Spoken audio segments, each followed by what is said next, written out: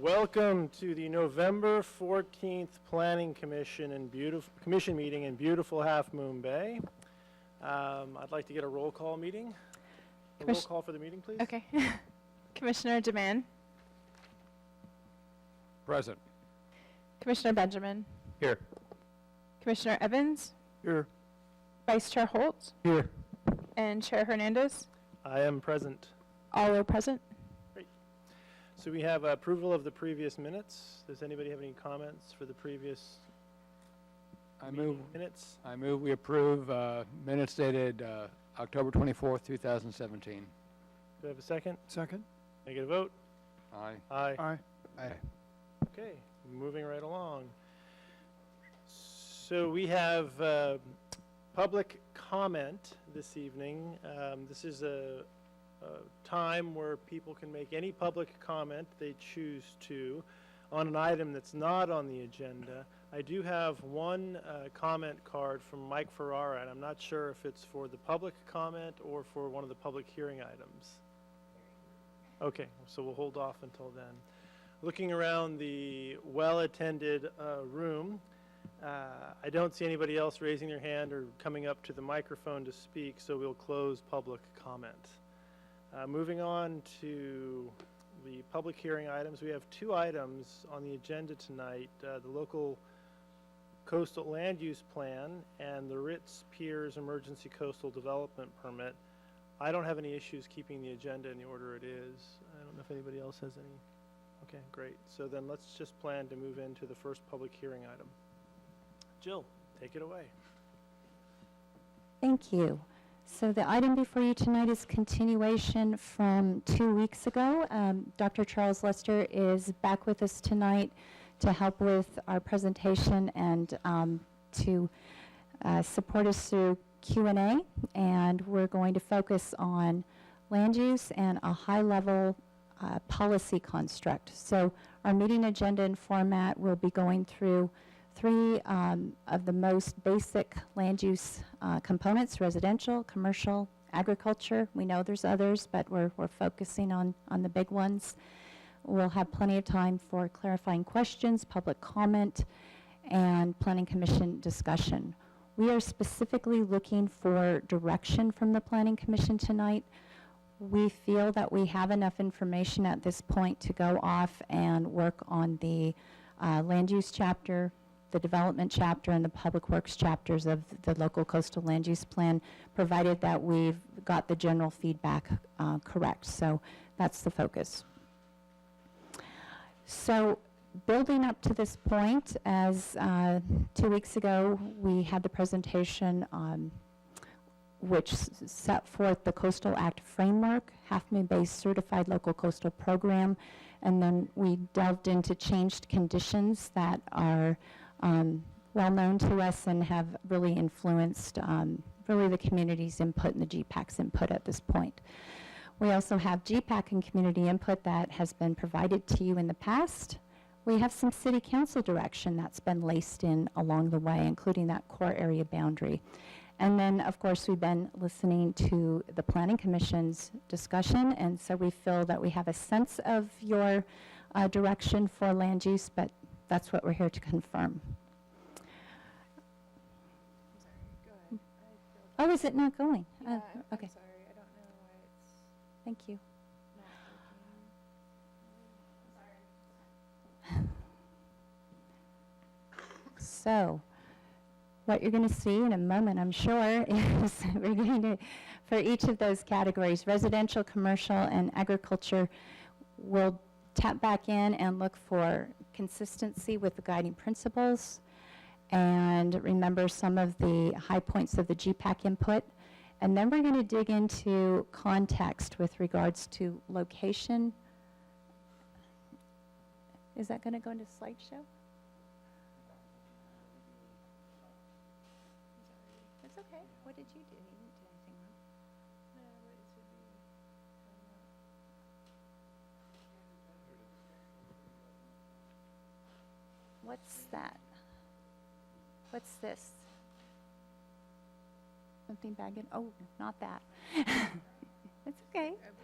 I'm just going to click until we get it. That did nothing. Hang on a second. What about that? Ooh. See? Sorry, you have to. Now, all you have to do is remember what you did. Thank you. 'Cause I don't know. All right, so you didn't miss anything. Here we are. There are tables with each of the land use has highlighted. It was attachment 2 from the staff report. It's 6 pages. It's on the back table if anybody would like one of those to follow along. I didn't print the whole presentation. They look like this. So make sure you get one if you wish. And we'll be thinking about location, kinds of uses, policy intentions, and potential methods for implementing. And some of that's a bit of a brainstorm. Some of that is from specific direction that we've heard. And our thinking on benefits and risks. So before jumping in there were a few very consistent inputs, and I think going back to the framework that Dr. Lester provided at the last session on the limitations of our infrastructure, if you have another minute to remind everybody in the room who might have missed that, that'd be great. Sure. I think Jill's referring to the section where I talked about one of the core Coastal Act requirements, which is that new development have adequate public services to support it whenever you're considering planning for or approving new development. So one of the things that's critical to have in your LCP are provisions, which you already have generally, to assure that there are adequate water, wastewater capacity, traffic capacity for any new development that's being considered. And that's a critical piece of your plan as it is currently, but one of the issues that we'll be looking at is obviously what is the current status of those core resources or services in the city, and to what extent can new development be supported given that current state. So we talked about water and traffic mostly last time. So back to other things that we've been hearing for a couple of years. Some version of address the PUDs, fix the PUDs, whatever that means. And that means different things for different people. We're going to talk about what we think that might mean in the context of the capacity for the city and other considerations, other priorities. And then at the end of your last session, we confirmed with you that you would like us to consider and develop some policy around lot mergers, potentially transfer of development rights, and lot retirement. And one caveat tonight is this is high level, and it doesn't get into a lot of the nuance and details that may come up with any particular site where we may have a coastal hazard issue or some concern about coastal access or resources or even cultural resources, where we're thinking about our heritage buildings that we've been talking about. So this is not meant to be in a vacuum later, and you'll see that in the draft plan, but we're trying to simplify it tonight for the sake of getting this broad policy direction. Then I just had to highlight this statement. I went back through that table of comments that you had back from June, and this one jumped off the page. I actually had it quoted in my notes: be proactive about the key community issue where we can and cannot develop. We're not going to get to that point, but we're going to make some progress towards that. So we hope that that expectation is appreciated, and we'll do our best around that.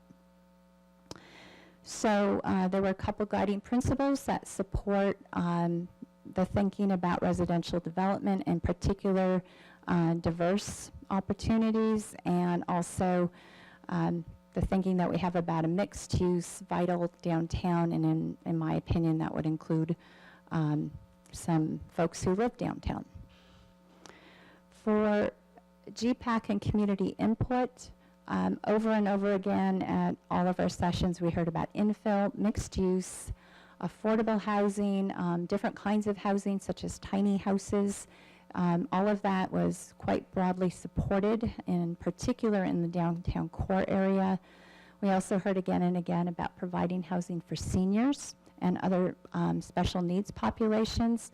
And I just want to remind everyone in the room that the housing element already has a lot of policies about that, and we're paying attention, making sure that we are consistent with that as we go. Charles has confirmed that the LCP trumps the housing element, but we agree that you can conform to both, and that's what we're looking at how to do. We also heard from a few property owners. This is not, I'm not putting this out as what we heard from the GPAC or the broad interests of the community, but I bring it up because there are property owners that have asked about low impact development or low density residential development in some of the PUDs or urban reserve areas, including, we heard about some tiny house concepts and other things like that. You've received comments on that, and you've also got it in your comment log, so we just want to note that. Now, the City Council emphasis has been on the core area. This is the map with the expanded core from August with the Podesta and the Post properties and some additional property on Highway 92. So this is the core area that we've been thinking about. And so dipping into really the bulk of the meeting here is we're going to start with residential and consider really kind of some priorities and means for accomplishing what we think is the intent of City Council for highlighting that core area. So in your handout, that looks like this. This is just the green one. So it's the exact same text, but I broke it up for the presentation so that you could actually see the text on the slide. So I just want to confirm that. I didn't want to make so many copies. So for this area, we've heard about affordable housing, mixed use, in particular, like on what we would call a B street, so off of Main Street, not having housing on the ground floor of Main, but having housing backing up to it or over commercial, which already you do allow, multifamily development, and then ADUs could be supported downtown. So we were talking about a number of ways to make it perhaps a little bit easier to accomplish that kind of development because of the benefits that it has. The focus has been to lower the vehicle miles traveled, that's the VMT, support downtown vibrancy, support alternate transportation modes, infrastructure's present. So it's been the focus, and I think for a lot of good natural reasons. We've been talking about categorical exclusion designations, and if questions come up about that later, Charles is prepared to share more about that with everyone. We see this as being aligned with the 1.5% growth allowance for Measure D as opposed to outside of the core area. We're looking into whether or not the Measure D downtown boundary could be adjusted to match the core area. Right now, it is the same as the old redevelopment area boundary, which is no longer in function. And I've also, from City Council direction, been asked to consider how priority water might be able to be used for deed-restricted affordable units. What that would mean is for residential units that need water connections, we're looking at different ways where they could purchase those from the water district and not be out on the third-party market, and that they would be a much more reasonable cost because it is for affordable housing. I'm pitching a couple ideas about Measure D certificates And this is one, and then on the next slide, we'll talk another idea, and I'm very curious for your input. With regards to accessory dwelling units, this came up at your last meeting. Right now, accessory dwelling units are exempt from needing to get a Measure D certificate, and that's per code. And so I was pitching that we would keep the status quo in the core area, possibly as a starting position, but we'd love your feedback about that. As we talked about last time, it is still growth, and there are some increases in population and trips and all the other impacts. So we have another idea coming up. And then my concern with opening up and really making it a little bit easier to go faster in the downtown would be that we really don't have a strong specific plan in place or design guidelines for downtown. So there's some risk to community character until that gets implemented. And we've heard a lot of feedback about that. We have draft policy to update the specific plan in your 2016 version of the document. And there are a number of community character policies, but we know that we could take that quite a bit farther. Okay, next is, where else could you do residential? Well, the existing neighborhoods. So we're talking about the few lots that are left in perhaps Miramar or Arleta Park, and there's not a lot. We can probably count them all at this point. We do have some parcels in the Pilarcitos neighborhood, which is over by Oak Avenue Park. So the kinds of residential development would predominantly be single-family homes, mostly one by one, and possibly duplex or triplex in Pilarcitos area, and then accessory dwelling units. And again, infrastructure's present. This could be supportive of neighborhood integrity. This is the way it was divided, the way the neighborhood was envisioned. Some of these left, usually the sites that are left in a neighborhood are the hardest ones to build. And so, I mean, it's just true. And so often we're finding that they may have ESHA, they may be on a drainage water course or some other kind of hazard. So they may have some kinds of impacts. So we are very cognizant of that.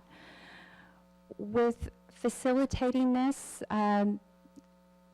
we, again, could consider priority water for affordable units, but again, we would only recommend doing that if they were deed restricted to be affordable, not just an ADU. We really think that that's the measure of meeting our regional housing needs allocation, our RHNA. That's the measure of reporting to HCD, which we do every year, and so that's a really significant bar to get over.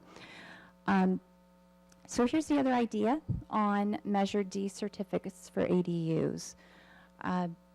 In this case, we're suggesting that you'd have to get one, and that was Charles, and I agreed at some point that I think he's right about that. But I think they should be free for ADUs. I really don't want to see somebody have to pay close to $1,000 for a Measure D certificate. That's my recommendation. You'll give us different direction if you feel it's important. But what this would mean is, so like in the current year, just to give people some realistic numbers on this, in this year we have 66 Measure D certificates. About 22 or so have been taken up. If we were doing this method, I think we've done about 3 ADUs this year, so another 3 of those would have been taken up. It wouldn't have really made much of a difference, but in a year where maybe there's a subdivision, maybe somebody's coming in and going to pick up a block of those certificates and we're going to run out. It would be interesting to see how ADUs would work in that mix and how they'd be prioritized.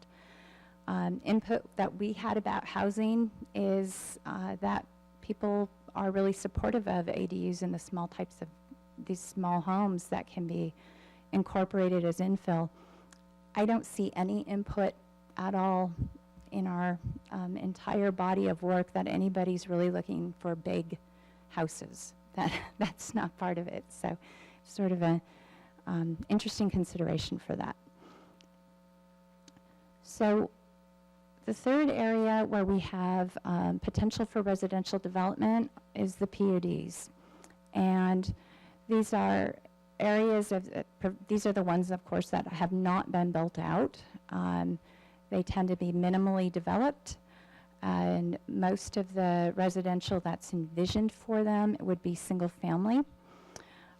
What we've been hearing through this process is not only should a comprehensive planning process be required, which it is now, this is not something new. The LCP currently requires specific plans for all of these. A couple of them, I think it allows for phasing, but for the most part, it's a specific plan for the entire area. The input we've had beyond that is that these specific plans should be brought forth to the Coastal Commission for certification. And we've talked about the pros and cons of that a bit, and I'm sure Charles can field questions about that as well. We recognize, and this is in your attachment 1 to your staff report was a written report of the presentation that Dr. Lester made 2 weeks ago. And what you'll note in there is, with respect to the PUDs, a lot of the lots have been purchased by land trust and other areas. So the actual amount of land that might be available in the unbuilt PUDs is quite a bit less than it was in the early 90s when these numbers were first put out. So the concept of adjusting the build out of the PUDs to the actual carrying capacity, and then continuing on with the existing policy to deal with the really challenging subdivision forms that are these paper lots and paper streets. This is where mergers, lot retirements, and then we would see some of these areas as transfer of development rights as sending sites, with core area possibly being receiving sites for the development rights. We aren't going to be able to present that in detail. We have a lot to work out on how that would possibly work. Some of these PUDs are, of course, near the bluff tops, and we've got recent erosion studies in the area between Kelly and Poplar that indicate we need to really pay attention about retreat for sea level rise, as well as the relationship of that to habitat retreat. The benefits of PUD development with specific plans remain because you've got requirements for dedicated open space. You can add policies to the different PUDs to require some of these retreat spaces. We're very concerned about infrastructure capacity, and we tend to have ESHA and hazards near some of these PUDs, so we just acknowledge that. So that's residential. Moving on to commercial. Shall we keep clicking? Yep, okay. Same guiding principles that applied to residential apply to commercial. Focusing on mixed use and downtown vitality. There wasn't a lot of specific input about commercial development in the entire comment log. And so it was kind of a funny thing to me to go back and see that. And I think we spent an awful lot of time talking about housing and hazards and sea level rise and open space and transportation in particular. So These are a few things that struck me going through, though. Supporting local industries, that was a very popular topic, in particular fishing and agriculture, but there could be certainly cottage industries and other things that are special to Half Moon Bay. Concept that came out of the Planning Commission is really thinking about some infill in-town employment, such as maybe a little bit of R&D or some live work and things like that. And so I'll get into that in a little more detail in a minute. The idea there was our commute out is, what is it, about 80%? And so if we had some employment in town, we wouldn't expect just Half Moon Bayans to be enjoying their new small commute. But if they were like me, coming in from over the hill, and you're getting the prettiest drive in the world, and you're using the capacity of the roadway that's available, and you're reducing trips, you're reducing vehicle miles traveled, and so there is definitely an overall trip reduction if you had a little bit of in-town employment that is giving somebody a job who's currently commuting over the hill. And then I wanted to talk about neighborhoods serving commercial and infilling very delicately in neighborhoods with some commercial uses that can be supportive of neighborhood vitality. A lot of these things actually came up in the healthy community elements. So I'm bringing this to the table as opposed to GPAC. Again, this is relative to our core area map. The core area does include, once again, the Podesta PUD, which includes light industrial is specified there. It also includes the LC Smith Estate PUD, which is also a PUD that anticipates commercial use, and we do have an active application on that site. We're talking about the full range of commercial uses: retail, mixed use, visitor serving uses like lodging, and then this concept for light industrial, where I have to say there's very little industrial zoning in Half Moon Bay.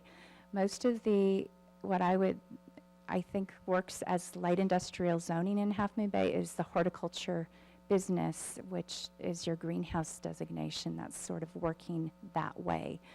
You do have a batch plant, and there's a few other businesses around there, but it's very limited. So the idea of perhaps infilling with R&D and light industrial uses would be to have them be compatible with commercial areas meeting, or mixed use areas meeting performance standards with regards to any of the kinds of inputs or impacts you might have, such as noise or materials that are used at those sites. And that can be done. This is not new. This is zoning that's been done in many other cities. So we talked about again, the categorical exclusion designation. This applies if we're really looking at it for the core area in particular, and we should definitely talk about it when I'm done presenting this. Visitor serving already gets priority water. And again, that specific plan is really important. All the other benefits that you saw for residential, VMT, et cetera, would apply here. Let's look at the neighborhoods quickly. So right now, the city allows these uses, the home occupations, for example, and some of the limited neighborhood services that you might find, small family childcare is located in some of your neighborhoods. We don't have short-term vacation rentals specifically coded out for how to do it, and so we would like to talk about that as well as a potential use. There's a real concern about short-term vacation rentals in neighborhoods. I've looked at what other cities have done, which is why this second bullet point here is to consider hosted short-term rentals. The benefit to that is the homeowner stays on the property and so the whole house isn't being rented out, so it has some oversight. And you're not losing the house to your housing inventory. And sometimes short-term rentals occupy ADUs, and we'd be concerned about losing affordable housing that way. So there's the short-term rental topic is there's a lot of tension on it, and we've got a number of thoughts about that. But this is one idea for existing neighborhoods. We could imagine doing it differently, maybe in the downtown concept where you've got more of a mixed-use setting. Could consider some additional options for the R2 and R3 areas for things like elder care, possibly even very small assisted living types of facilities. These are things that folks have brought up, but it needs to be done pretty carefully. Benefits, again, we're talking about built-out areas. They have streets, they have utilities, and they're suited to this kind of development, we believe. Now, I wanted to mention home occupations. We think there's some ability to do more with that. In the healthy community element work, I found that Half Moon Bay had a higher rate of home occupations than other cities in San Mateo County by quite a bit. And I don't have the number on my top of my head, but it seems like you're doing a really good job figuring out how to work from home to not have that over the hill drive. And one of there's a few challenges to it. Our code is pretty restrictive. You can't have an employee. You really aren't supposed to have customers come and go. It's quite limited, and the intent is to emphasize the house is a house and your neighborhood is a neighborhood. But it could be possible to allow a little bit more under certain circumstances, so more startup types of businesses could function out of their homes. Highway 1 and 92 corridors didn't get much input on this or interest. The kinds of things we see there are mostly visitor serving related to lodging and retail. I put light industrial there. I have combed the maps and I've driven and driven. I just can't find too many sites that work for that, and I've been trying to find them. So if you know of any where you think that would be a good use, let us know. Again, that idea of the kind of space that small businesses are looking for, they tend to like downtown areas. They like the vibrancy of that. I don't get calls for this kind of use. As a planning manager, I kind of get a sense of what people are looking as the development market, and I haven't received a single phone call in a year about that kind of use. In another town, I would take calls like that every few days. So it's a different market, but I still think you may have some potential for it. I think one of the reasons why I don't get calls is there's no space for it right now. So it's an interesting conundrum. We've heard interest in EV charging stations as a use along Highway 1, those fast charge, the DC charging stations. So the 20-minute Tesla charge while you get your really nice cup of coffee. I don't know if that would be of interest. We would be careful on highways 1 and 92 about visual resources. And go on to the last one. So the PUDs, for the most part, the PUDs really emphasize residential, the unbuilt PUDs, except for the 2 that are in the downtown area. Although they do allow for some visitor serving uses. I know Surf Dunes Beach does.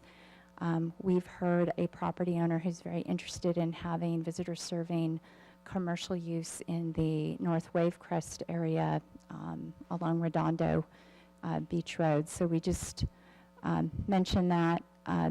Again, specific plans consistent with what we presented about residential for certification. All the same benefits and risks. Agriculture. There is one of your 6 guiding principles that acknowledges agriculture, along with conservation and other qualities. What we heard very consistently over and over again from the community and the GPAC is the community is very supportive and really appreciates and loves the presence of agriculture in town and would like to see it supported in the long term. We've been reminded that we have prime soils here, and we also noted in Dr. Lester's presentation that there's new opportunities and interest in the agriculture field. From the last version of the plan, which almost wrote agriculture off, we were seeing folks looking at very different approaches to it. We've also heard from our agricultural landowners that they need some flexibility and support if we're going to expect and hope that they would maintain their lands in agricultural use.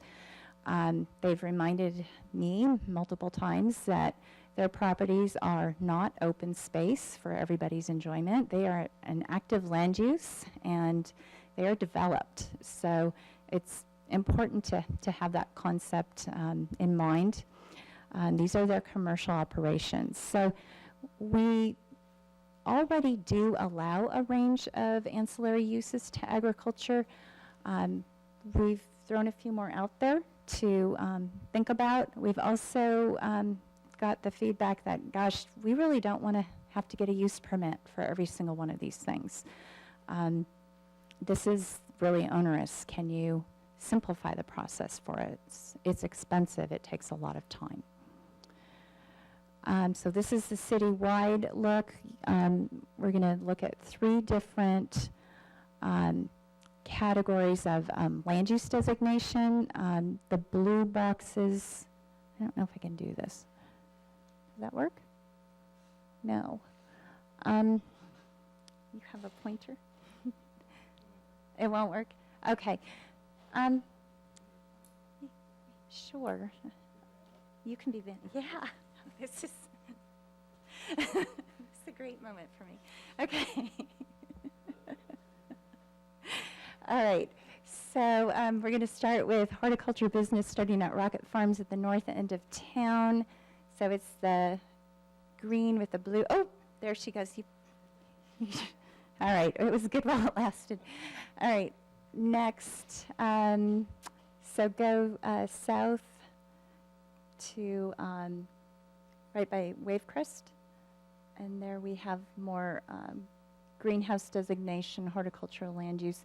There's a tiny bit farther south on that little, we have 50 feet of frontage on the east side of Highway 1 in that area. And there's a little bit of greenhouse horticulture business zoning. And then the urban reserve, there's 2 major pieces in the middle of town. So you've got around the Sea Haven neighborhood, absolutely just surrounding it. And then across the road,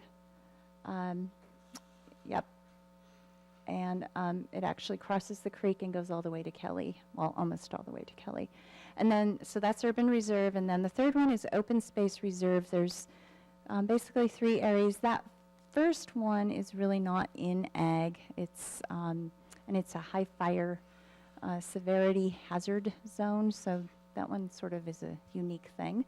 Going south, oh, and I missed a greenhouse piece. There's a little bit of greenhouse just south of 92, yep, there. And then there's urban reserve just east of where we're sitting right now, by a few blocks. And then at the very south end of town, off of Miramontes Point Road, is open space reserve, which is what I meant to say. Okay, so those are we call them out because we just want to make sure everybody knows where they are, because they're all over the place. So for greenhouses, we have a very active conversation going on with the City Council about potential cannabis cultivation in existing greenhouses. So we'll report back to you, and we're obviously paying attention, and I've been working on that a little bit, and Heather's been working on that a lot. November 21st, City Council will see this a week from today. They're going to have another meeting to discuss it. We would definitely want to see some support for recycled water use because of the intensity of water use, whether it's for cannabis or anything else. The infrastructure is present.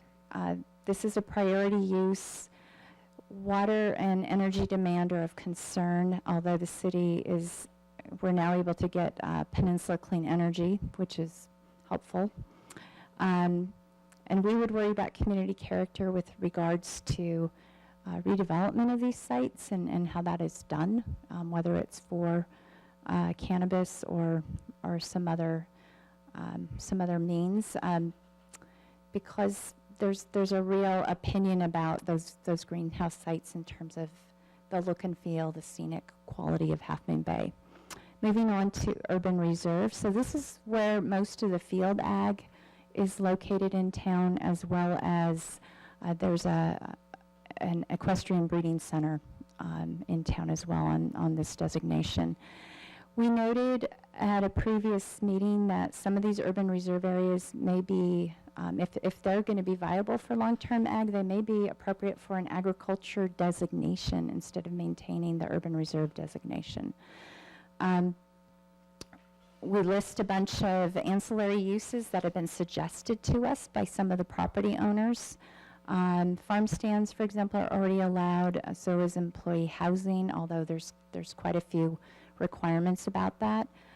Some kind of farm-to-table commercial, bed and breakfasts, more facilities, more of interest for the equestrian operation.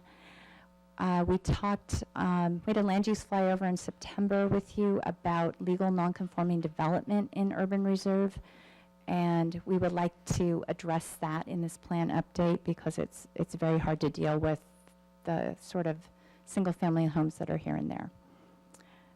Neighborhood compatibility is a challenge here because, as you saw, our urban reserve is all backs up to neighborhoods. Okay, and then open space reserve is the last one. So again, this could also be appropriate for an ag designation or some kind of an open space designation in some cases for hazard avoidance or other means. As same ancillary uses are considered, legal non-conforming development, very similar. So I've done some background work also on public services and open space, but we really focused on this. This is land that is owned by private entities, and they're really interested in what the Planning Commission's direction is going to be for this. The public service properties are mostly publicly owned, and we have some ideas, and we can present that back. And we understand that anything that is done on public land can certainly have an impact on our neighbors as well, but that's why we focused on this. We're hoping to maybe have a little follow-up about categorical exclusion areas. If Charles, if you could talk about that a little bit and how they work, because it's on many slides.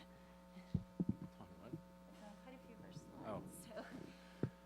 So this is a mechanism that's available under the Coastal Act to exclude categories of development that might be determined to not have a significant impact, essentially, directly or cumulatively. So it's been used up and down the coast, not so much in recent years, but definitely in the early years. Many communities proposed categorical exclusions to the commission.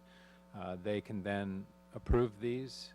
They're also, they have a higher bar. I think it's recall it's a 2/3 vote of the commission in order to get one of these put in place. But that's because of what they effectively would do, which is to exclude certain categories of development from the coastal development permit process. So it's a way of acknowledging development that is non-problematic, maybe priority development that you want to encourage, but doesn't have the concerns for impacts to coastal resources.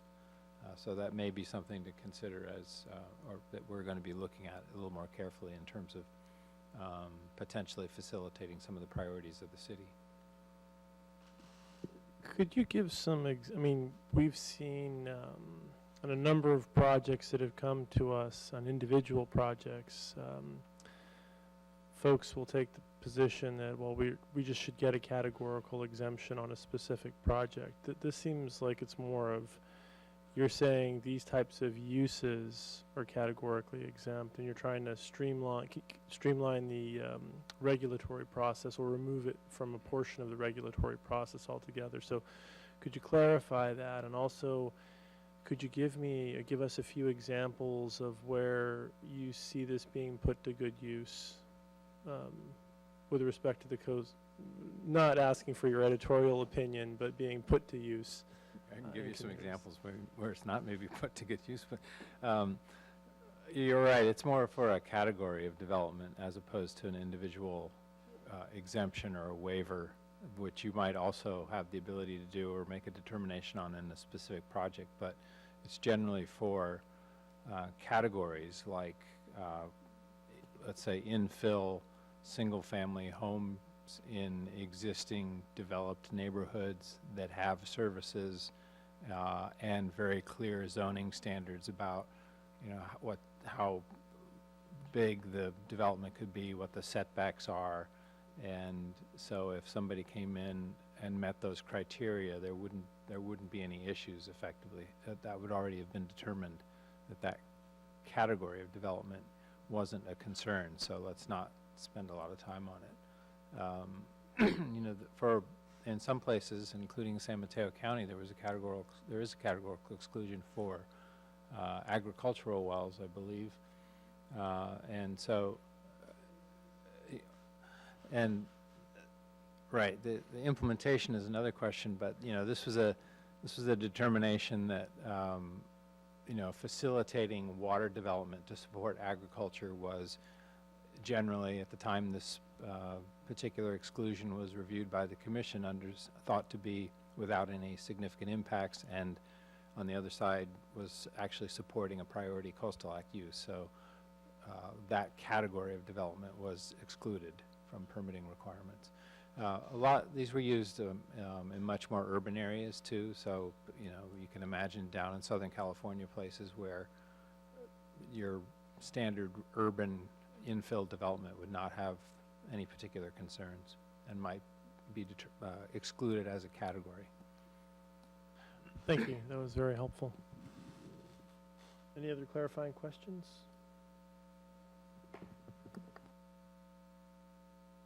Yeah, just following up on the categorical exclusion idea, just to get clarification. In many of our the areas, with the exception of downtown, actually even in the back of downtown, we have a lot of ishas, and we have it would certainly, in our PUDs we have a fair amount of ishas, it is rumored, and it would make a lot of sense for us to review the consideration of categorical exemptions very carefully with respect to proximity or adjacency to those kind of projects. So the question was just, you know, have categorical exemptions sort of crashed through those protections through their inadvertent use elsewhere? Well, I don't know all the cases for sure, but I think that's exactly the kind of questions you'll want to ask and be sure about if you entertain such an exclusion. That's something that I think the staff would you know, look closely at before doing that also, which is it is a very high bar to say this category of development doesn't need a permit, and so you need to be able to make findings like, oh, there's no potential for impacts to ESHA, or there's no potential for impacts to wetlands, there aren't any viewshed concerns, there aren't any cumulative impact concerns, because of the nature of the category you're looking at. And the alternative that you meant, I'm sorry, I didn't mean to cut you off. No, so it is a high bar, and I think you can be sure that the Coastal Commission itself would be asking all those questions if they were asked to review one, and so you'd want to make sure that you really felt that it qualified. And then you mentioned briefly the concept of a waiver. Our current local coastal program doesn't provide for a waiver. And in your opinion, does that provide an alternative way for a lightweight process to move forward with staff oversight, so that something that's heading for the rails, starting to go off the rails, could be resolved without projects that are really de minimis in their impact being able to move forward expeditiously? I think that's another mechanism that's worth looking at, and my recollection is that the Coastal Commission was supporting the potential inclusion of a waiver process in LCPs. So, that is another way to do what you're suggesting, a streamlining measure, but it also isn't a category. It's a case-by-case determination that this particular development is not of concern because of its circumstances. So I think that's something that we ought to take a look at. Okay, thanks. I have lots of other comments, but no other clarifying questions. Just on the affordable dwelling units and deed restrictions for affordability, I'm assuming that's in perpetuity?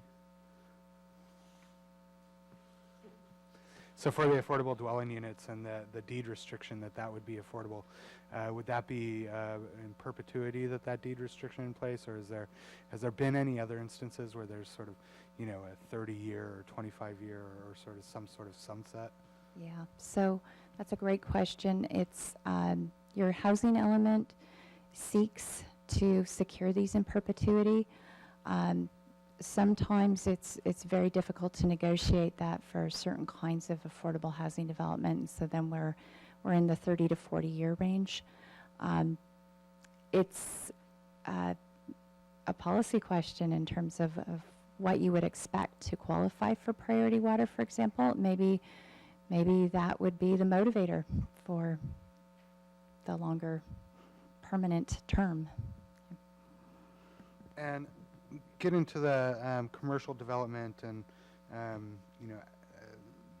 you'd mentioned that there was some support for fishing and ag and some of the sort of the traditional uses in Half Moon Bay. I know there was a lot of comments during the GPAC, somewhat around commercial development, but also just about the sort of outdoor recreation opportunities and some of those types of uses that we have in town. I'm just wondering from Dr. Lester, other communities, coastal communities, if they've been able to sort of tailor some of their commercial development policies to cultivate a certain type of commercial use that might be more geared towards the type of character to sort of, I guess, stimulate a certain type of commercial use, like moving beyond the traditional sort of resource extraction type of uses, but moving more towards like the outdoor tourism type of based economies or something like that.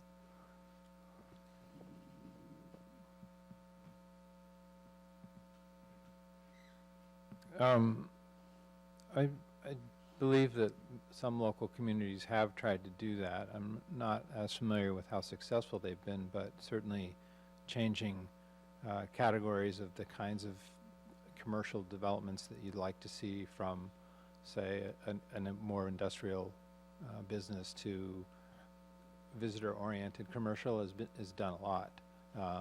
And then the other aspect that you'll sometimes see is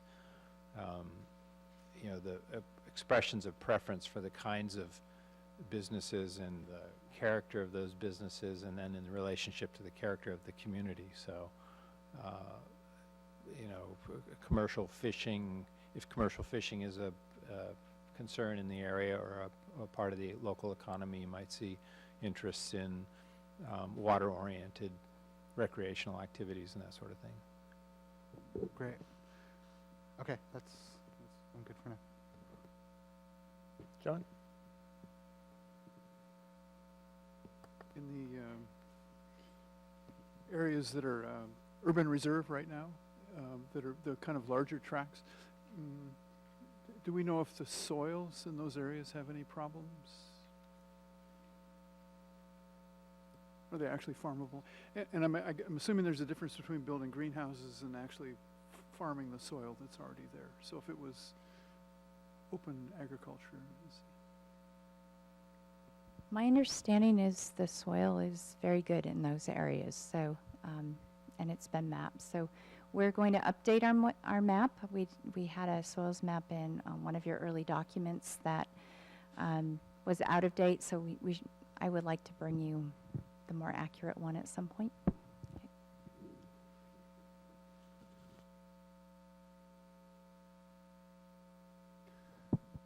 Could you maybe post that map of the new proposed, quote, downtown core that you had earlier?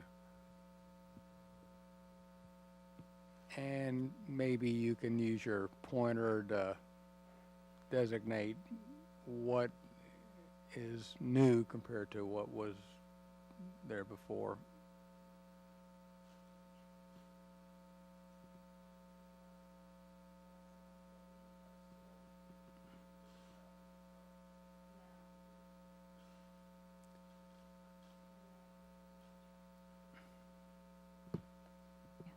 So I'm not sure which map you want to compare to, so we'll confirm.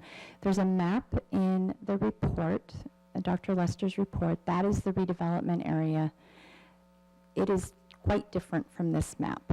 This map's blue boundary is the original core area that City Council acknowledged for this project, for this plan update back a couple years ago.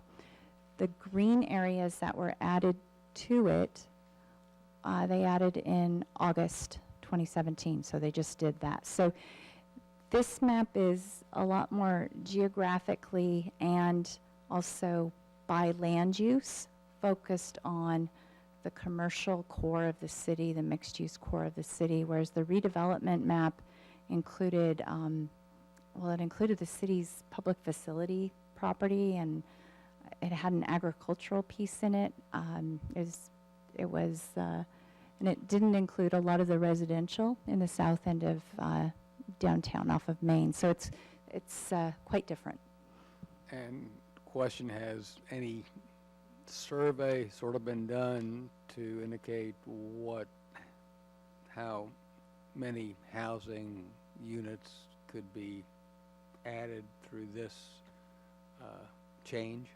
I mean, I'm just trying to get a feel for what something like this will do. I mean, I think having a core area that allows people to walk, to bike, either to work or to stores and recreation, I think that's a good concept. But I'm also trying to figure out, okay, what does that mean in terms of growth? Yep. I don't have the core area numbers for the entire blue and green area. What I can tell you is in the housing element, the city's regional housing needs allocation is 240 units, and citywide, about 500 sites were identified, not including any PUD areas. So some of those sites were vacant lots that you might see in existing neighborhoods. A number of them, the majority of them, were infill sites in downtown. And then, of course, the core area now includes Podesta, which the 93 LUP specifies over 100 units. So we can bring that back to you for sure, and I would base it mostly on the housing element site identification.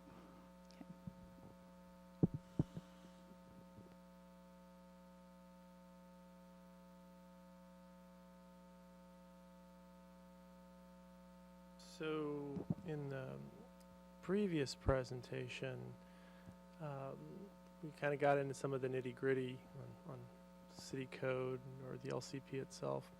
One of the things that I was thinking about is we looked at Leslie Gardens as a development project here where we had senior housing, and the Measure D, my understanding, the Measure A and Measure D, neither one of those was applicable to that project because it qualified for an exemption because of a density bonus. And when I look at the way the LCP is written, the density bonus supersedes any of the Measure A, Measure D rules. I don't know if you guys have looked at that or thought through that, but it's a question that came up. I meant to raise it during our last meeting, but it's been interpreted that the Measure A and Measure D doesn't apply because we didn't actually go, my understanding is we didn't go through the Measure D lot, the Measure D allocation process for any of those units.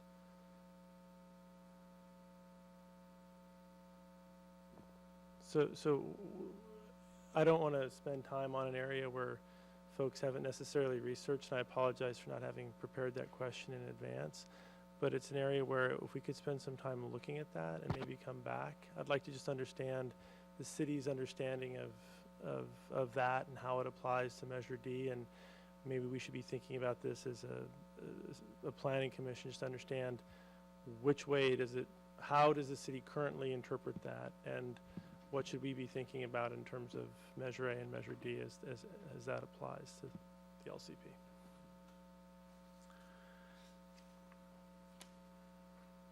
I moved all my notes around as I was reading through, less picked my brain on something that I had to go look at things here. So is it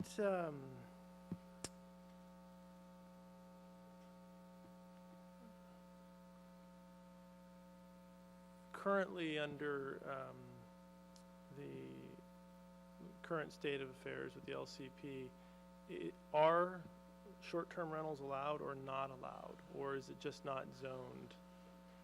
I've heard different positions on this in public meetings, and I just want to understand. My understanding is currently it's not technically allowed, but again, I've heard different positions on this. So could somebody clarify what the current state of affairs is from a planning perspective? All right, and we might need the legal perspective, but the planning perspective is informed by council's most recent policy statement about this, which was that they really weren't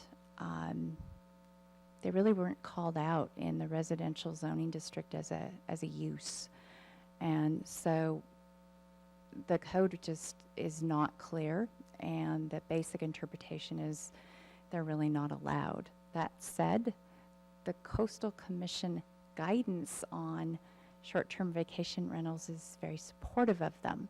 So we have been working towards an approach to that, and what I'm really eager for is Planning Commission's input about it, so we can get a little resolution on that. Thank you. You have another question? Yeah, just there was one other clarifying question with respect to buffering between uses. I appreciated your comments where you mentioned the urban reserves were adjacent to some sensitive receptors. I think that's a more general theme, but to the extent that some of those areas are agricultural in their existing use, and there was a sort of a menu of different possible ancillary uses. My question was whether you saw that list as sort of, pick one, or is this a menu of, I could imagine enough of them being chosen that it could choke off the use to which they were ancillary. And I'm trying to figure out if there's a notion of how much has to stay in ag in order to make the use truly ancillary rather than sort of making it principal or becoming the tail that wags the dog on that parcel. So maybe that was a comment more than a question, I'm not sure. There was a question about priority water use. I know what our LCP says about that. Doesn't talk about low income housing, affordable housing as a priority use for water. Does the Coastal Act make a statement about that, or is that strictly a local, a local definition?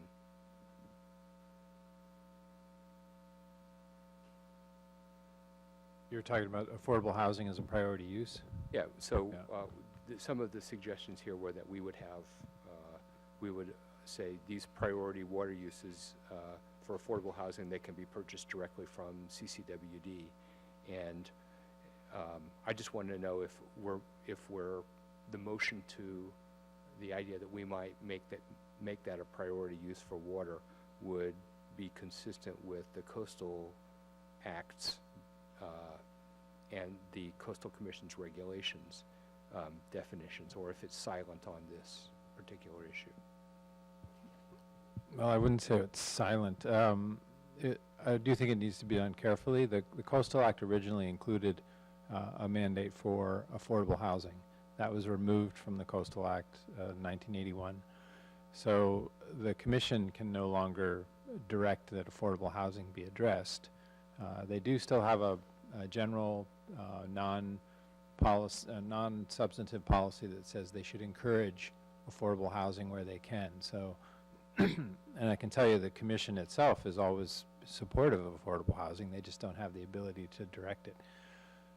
When they have considered the situation of priority allocations of services like water, and particularly in San Mateo County, they have taken the position that affordable housing is not a Coastal Act priority use for the purposes of limited services. So there's a specific policy in the Coastal Act that says where you have limited services, like water, for example, you need to reserve some of that for priority uses. So they're very attentive to whether or not there's going to be enough water for the Coastal Act priorities. And so the question of moving water from visitor serving, for example, to affordable housing is one that they care a lot about. That said, they did consider and approve a reallocation in San Mateo County recently in the last 5 or 6 years. Lost track of time. 2013. So, thanks, Lenny. And so I do think there's the ability to do that and that the city should pursue that. But I also think it needs to be done in the larger context of an analysis of water supply where we are now. My understanding is that some more recent analysis of water use and water conservation and the actual demand in the area needs to be updated, and that might provide some more flexibility on this front too. So I think if it's done correctly and done in a way that doesn't harm services for visitor serving priorities, it's something that could fly. Thank you. John? Just so I make sure that my memory is correct with deed restricted affordable housing. My experience with that, and I'm asking for clarification, is that there's a couple of pieces to that. One is that it's tied to kind of county income. You know, it's a percentage of county income is what clarifies it as affordable housing. And the other thing that's also the experience I've had with deed restricted affordable housing is that it's also not interfering with the available rental units on the coast. So there was a formula for that there had to be a certain percentage. Like if there's only 2 rental units available, then we couldn't then come out with a deed restricted affordable housing because it was diluting the rental inventory.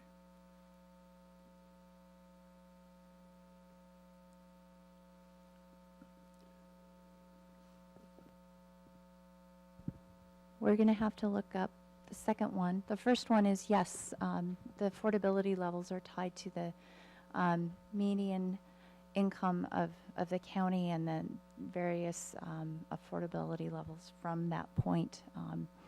And it's updated every year. Okay, and I'll give you the address. It was in the R3 districts where we did that. Okay, yeah. thanks.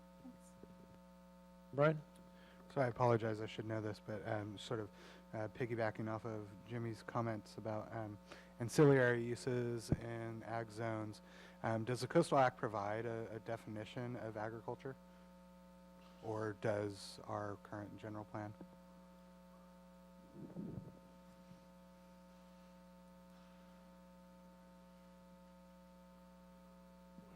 I'm not sure about the general plan, but the coastal acts doesn't have a specific definition of agriculture, but over the years it's been understood to be the production of food and fiber from the land. So a sort of a core farming concept, and there's definitely a focus on soils, prime soils, and soils that aren't prime. And so there is a lot of attention on the viability and the feasibility of farming or agriculture on agricultural lands. And though I don't think I've thought about it in a context like Half Moon Bay, as your question suggests, there has been a lot of attention on the role of so-called ancillary or supporting supplemental, sometimes called supplemental agricultural uses in order to keep the viability of the ag operation there. So it's definitely the right question to be asking about, what the dog in the tail, because the commission has always looked very carefully at making sure that if somebody wants to do, for a classic might be a visitor serving wine tasting room to support the vineyard. Right. But let's not make the wine tasting the main attraction. It's about maintaining the farming of the soils for the grapes. And it's been a big issue, for example, in Marin and Sonoma County, ag tourism, can you have a B&B, those sorts of things. On the other hand, farm worker housing has always been a priority ancillary use to support the viability of the ag operation.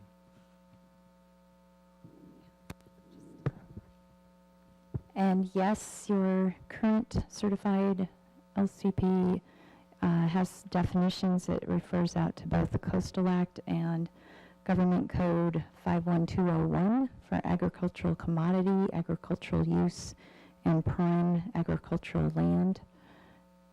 And I think there's more, but that gives us a start.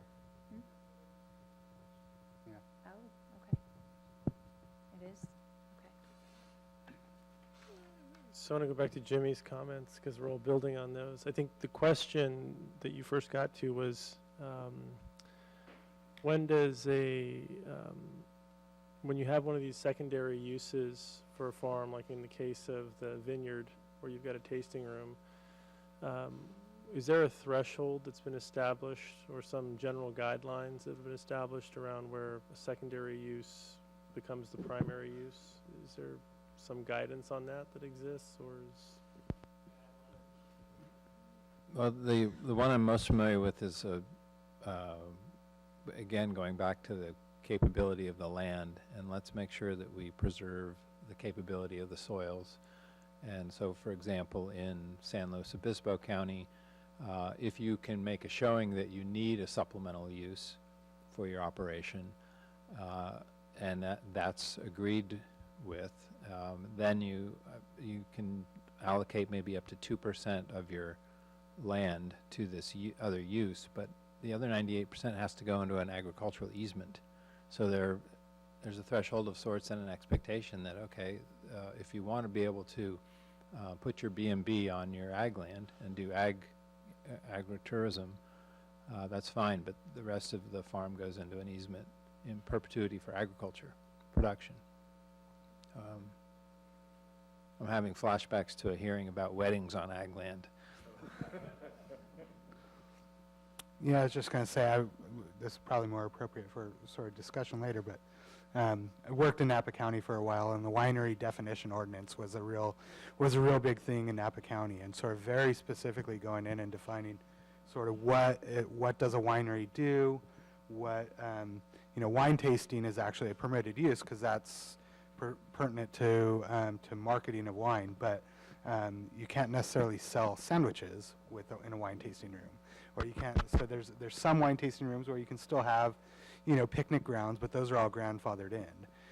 The newer wineries, they're all, you can only have wine tasting because it's only for the advertising and sale of wine. So kind of gets down to the details of sort of what's the purpose of the accessory use. So regulates weddings, regulates bocce ball courts, regulates all those other sorts of things that may or may not be permitted, but it strictly defines that. And just as a follow-up, I think those are the right questions to be asking is, well, what sorts of land uses do you want to support on these particular kinds of lands in these locations? So if you look at that recent acquisition on Kelly again for the community agriculture, it's a small parcel in the traditional thinking about what's feasible for agriculture, 20 acres, and it's in the middle of an urban area, but it seems to be, by all accounts, a good use of that land. And then, of course, there's the farm stand that's related to it, and I think most of us would agree that that's an important part of that use of that particular piece of land. The commercial piece is partly what makes it interesting. Sure. The other really interesting example of interspersing sort of more urban use with our agriculture work was what the Juicies did with the land just south of town when they provided the easements. Oh, I'm sorry. Sorry about that. I was just saying with the Juicy property to the south of town where they agreed to provide easements for visitors to access the bluff tops. Perhaps, I don't know how excited our farmers would be about providing that kind of access, but, perhaps there's an opportunity to provide that as another kind of ancillary use, independent of the ones that are described there. Just thought, I guess I'm into comment. I should shut up now. And we want to hear from the public, right? Yeah, why don't we, I guess the only other thing that I wanted to raise is a question. I've seen a number of fairly detailed technical comments from property owners that have been submitted. And we've received them at the previous meeting, at this meeting, and we've had a few other fairly detailed comments. And my question is, what's the process for the city to respond to those comments? Should we be addressing those in the course of this meeting, in a subsequent meeting? I just want to make sure that at some point we're making sure we address comments and maybe have city staff help us understand how we should be addressing the comments that have been raised. So it's just a question to you of what's the protocol for addressing these as we get closer to defining the policies or final draft policies.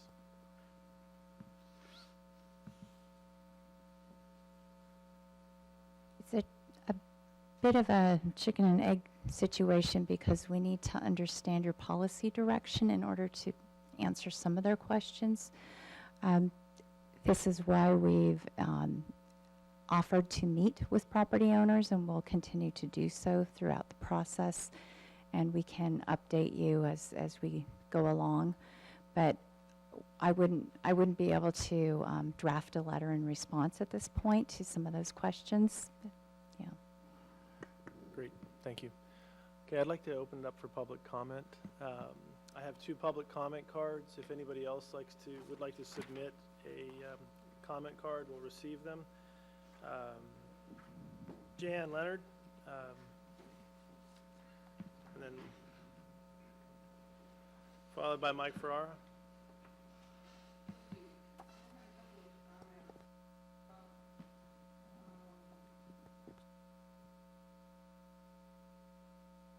To the state of California and to North America in general of preservation of the coastal prairie habitats that we have here in Half Moon Bay, such as, for example, wave crest and a narrower strip along the bluff tops. This is an endangered habitat statewide. It doesn't exist in other states. It's very important wintering habitat for raptors, habitat for otherwise non-existent plants, reptiles, and so forth. And so this is also, I think, one of the things that attracts people to Half Moon Bay as a residence, as a vacations area, is this open space. Second point that came up as I was listening today, in terms of agriculture, there seems to be 2 different categories, agriculture and what's been designated urban reserve, which implies to me that this was an area that was thought of as a potential area for expansion of the city, whether commercial or residential at some point in the future, and open space reserve. To me, there's a big distinction between the two, and particularly in terms of ancillary uses. Anytime you erect a structure, you're destroying the value of that portion of the property in terms of its value as an area for raptors to hunt, for coyotes to move through, corridor for animals. You're destroying its value as open space pretty much in perpetuity. If you're thinking about soil quality, anytime you pave something, you're destroying the soil quality. Again, pretty much in perpetuity. So I think that in terms of allowable uses for agriculture, we need to be thinking about whether we're actually, if it's open space reserve with the idea that this is going to be maintained as open space, then I think there has to be a lot more restriction on building for ancillary uses than if it's something that we're calling urban reserve, which is maybe not as restrictive a designation. Thank you. Thank you for your comments. Mike Farrar, followed by Kerry Burke. Thank you, Chairman. Mike Ferrara, Moss Beach, Sierra Club. A lot of stuff here to think about. Let me just get a couple things out. If the mayor was here, who was the drafter of Measure D, she would tell you that the 1.5% is to be looked at as two quantities. There is a 1% growth rate and a discretionary 0.5% in the downtown. What the city council in the first 5 years did was that they met every year and looked around to see, well, what's coming, what's of great value for the downtown. So some years they gave 8, some years they gave 20, some years they gave none, because 1% was the base. And I think we want to be careful about throwing the 1.5% around, because there's a thing called the Department of Housing, and they would say, oops, 1.5, that's your number. Okay, that's what you need to put in your RHNA, R-H-N-A. So I think it is important to keep those numbers separate and to appreciate the value of having a discretionary 0.5% in terms of trying to achieve your vision for downtown. Water, thank you very much for going out and finding the latest count on the permits, which I think you found that it's now 900 non-priority gray market permits that are for sale. And you've also found that there's 411 priority permits that, of course, can be provided by CCWD to priority projects in El Granada and Half Moon Bay. So that's what you've got. 411. Now, it's very confusing because in the county, El Granada, they have a different policy about priority permits and what they can be used for affordable housing. Half Moon Bay does not have that, and the latest staff report on that issue from the Coastal Commission, when the city tried to change that, was that you need to either find a new water supply or reallocate from something else. You cannot just declare affordable housing as a priority. That's the last written statement from the Coastal Commission regarding that. So that gets into the confusion a bit, though, about, good Lord, is that my timer? Okay, just one last thing. What kind of a connection count is there for the horticulture, which uses a huge amount of water, the golf course, the ball fields, and all of those other things? That's an unknown as to how that works on what the water capacity is. Thank you. Thank you. Carrie Burke, followed by Lenny Roberts.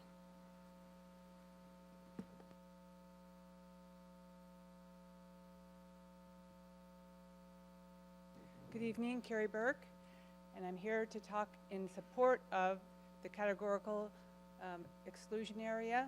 I know it's worked very well in San Mateo County in the Mid-Coast for areas of existing neighborhoods, for properties that don't have conflicts with ESHA, that have standard development. And I think the benefit of doing this is it really frees up staff's time and the planning commissions to do the weightier matters and issues. And so some of this very standardized things that don't require any variances or use permits or exceptions, those could be the things that could be appropriate for those types of exclusions or waivers, depending on what you find out would suit our town the best. I think it's also regarding these infrastructure issues, this build-out number is very critical for us to understand what we have for our infrastructure, because it informs so many things about really what we can expect to see as far as the infill and other areas that can accommodate development. And I think that also speaks to the issue of lot retirement and whether it's actually really necessary. Because if we have such limited infrastructure, that might not be even needed as an additional hurdle for development. And I think the problem with lot retirement, it just makes affordable housing that much tougher to achieve if you have to buy a lot in order to build on a lot. So I think that there's just some real issues with thinking about if we're limited because we only have so much infrastructure, that lot retirement really might not even be a necessary tool that we need to utilize. Thank you. Thank you. Lenny Roberts.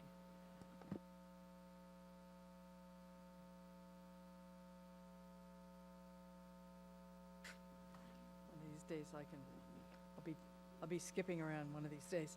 Lenny Roberts, Committee for Green Foothills. So the categorical exclusion issue in San Mateo County for single-family residences on infill lots in already subdivided areas is limited to east of Highway 1, which I think makes a lot of sense because west of Highway 1 you have a lot of other planning issues that are much more challenging.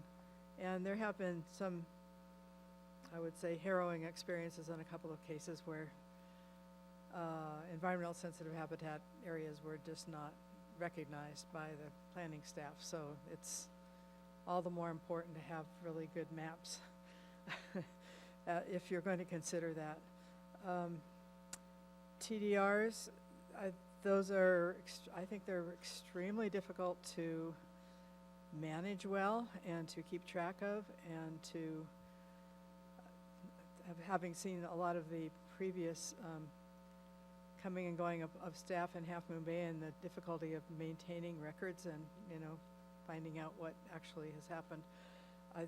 It's a challenge, and I think for a small city it's an even bigger challenge. So I think you should look at that very carefully.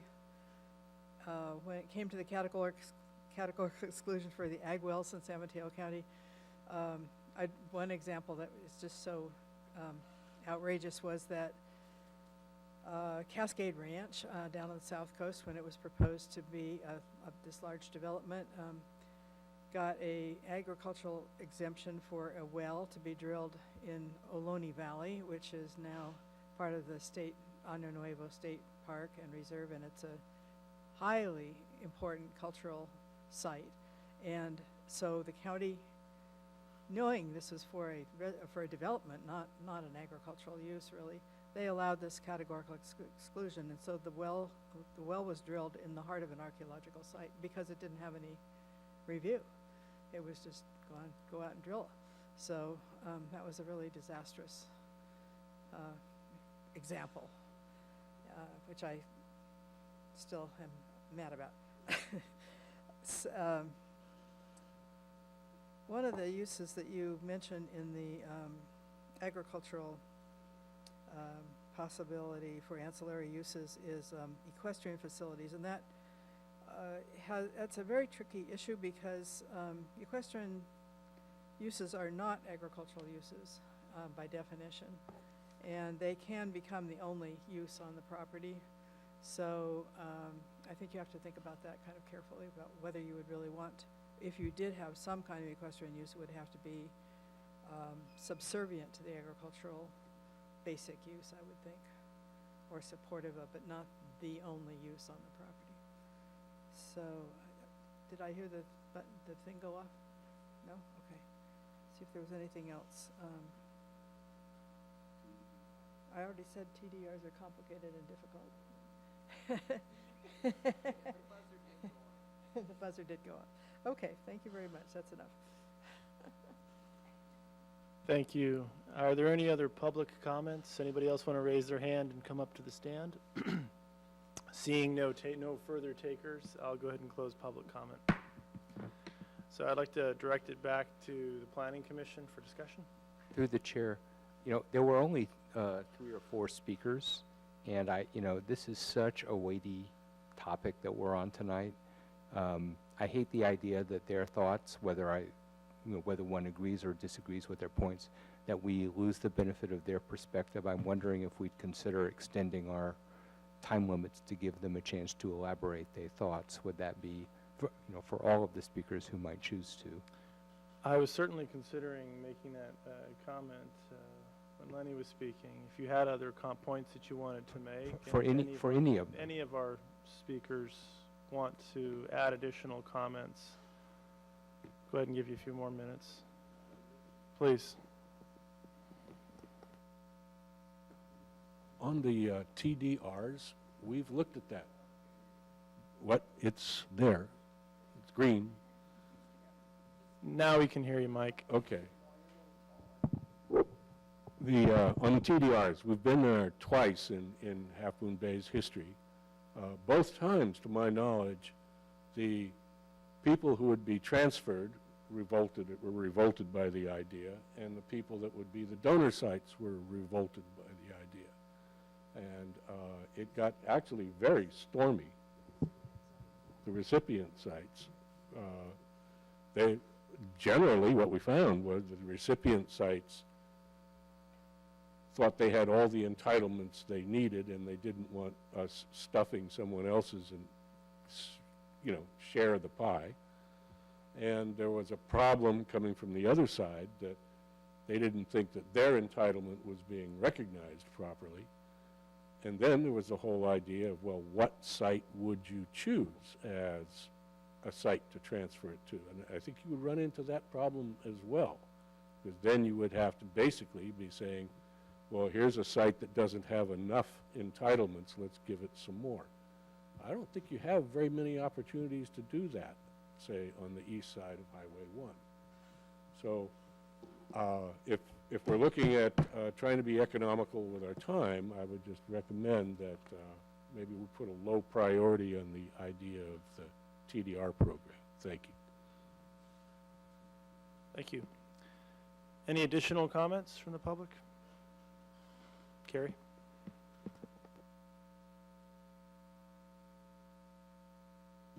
I've actually done a transfer of development rights in the county area, and I think what happens, to be successful, is that you need to have obviously everything done ahead of time, that you have a willing sender and a willing receiver site that actually had to be approved by the Planning Commission. And so that's how it's memorialized in a subdivision map, which then can handle that additional density, and you have the use permit. So there are vehicles in which to do it. And where I could see it being helpful for, and I thought I kind of read it in the staff report, was to transfer some density into the downtown core and get our higher density, because we actually don't have enough R3, and our R2 zoning is underutilized. And so if there's some way to get the density in the downtown, that would, to me, might be the appropriate area where we have the transportation and it's already been developed, and there's very limited sensitive resources in those areas. So it's just something to consider. But you definitely have, it has to be worked out that you have, a willing, sender and receiver. Thank you. Thank you. We've opened up the Pandora's box. Yeah, no. What I'd like to go ahead and make your comment, and then you afterwards, please. No, I just wanted to briefly elaborate. It's in agriculturally zoned areas. Their primary use is commercial for the purposes of agriculture. But nonetheless, they are very important in terms of conservation and wildlife throughout the world. Most of the deer, antelope, and so forth in this continent live on pasture lands, primarily devoted to cattle and sheep. And here in Half Moon Bay, the south end of town there by Johnson's, the Johnston House is very good habitat for deer, for coyote, for birds, all of these areas. But if that pasture all of a sudden becomes a pumpkin farm with pony rides and a big parking lot, then that use of the habitat is gone. Thank you. Judy? Good evening. I wasn't going to talk. A couple of things just as a practicality. I'm a realtor, and I'm a state director for the California Association, and our meetings are wall to wall. How do we deal with the affordability problem? And one of the easiest paths is ADUs. And if you've only had 3 applications this year, when there's a market looking for it, I would say you've got to do everything that you can to remove every hurdle, because that is the easiest way for the market to respond to this need. And there was another point that I was going to make. TDRs, I think it's an esoteric exercise, because it's just so difficult to make it happen in real life.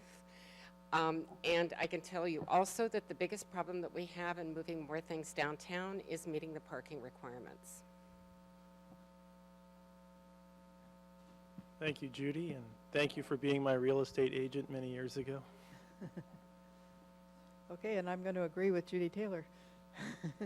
I'm going to agree with you on the difficulty of the TDRs. So the solution is, if you want to have some increased density in an area, just rezone it. And it's a lot easier than trying to work out this very long-term back and forth between people who can't develop on a lot and want to transfer to a receiving area. And everybody has to keep track of it and bank it and so forth and so on. So if you want to encourage slightly more density in the downtown with an R3 zone, rezone it. That's all. Thank you. Thank you. With that, I'm going to go ahead and close public comment. I think we've gotten some actually interesting secondary set of comments, so thank you. So, redirecting back to the Planning Commission for discussion. I have another clarifying question, if I could. Please. So I'll have other comments later, but I just still trying to understand this categorical exclusion concept. So if I'm understanding this correctly, if we take a neighborhood that's already subdivided and mostly built out, and there's a categorical exemption so that if somebody's building a house or remodeling or something, that as long as they conform to the current ordinances, then the city would have the ability to say, well, you don't need this other level of permitting to do that project.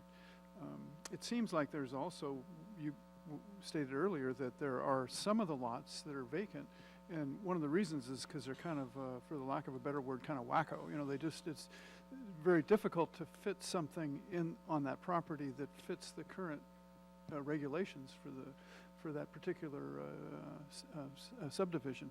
And so it seems like, and that's just so I understand this, if someone, and we've seen this, some projects like this come to the Planning Commission where there could have been some highly creative, much more and better uses of these properties, higher density, better use, but they just kind of put this, well, it's simple to just put kind of a glorified trailer on this property just because it fit all the zoning regulations, because they didn't want to go through this elaborate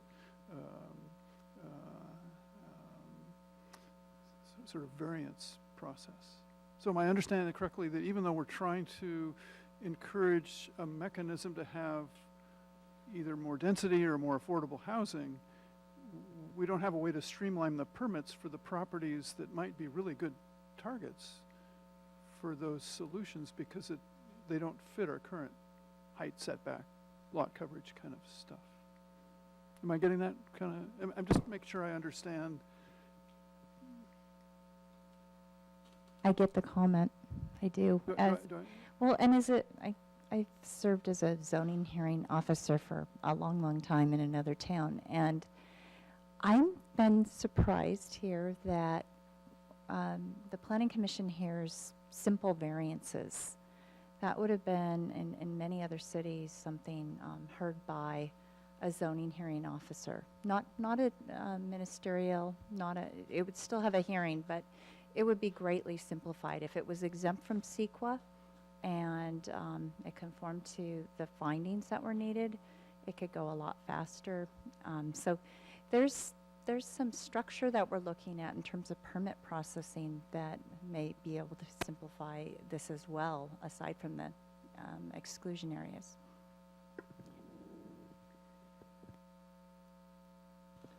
So just to touch on the question, John, if it were a variance and there was a way that they could enjoy the land without getting the variance, even if it was the dumbed down trailer concept, it would be hard to justify a variance.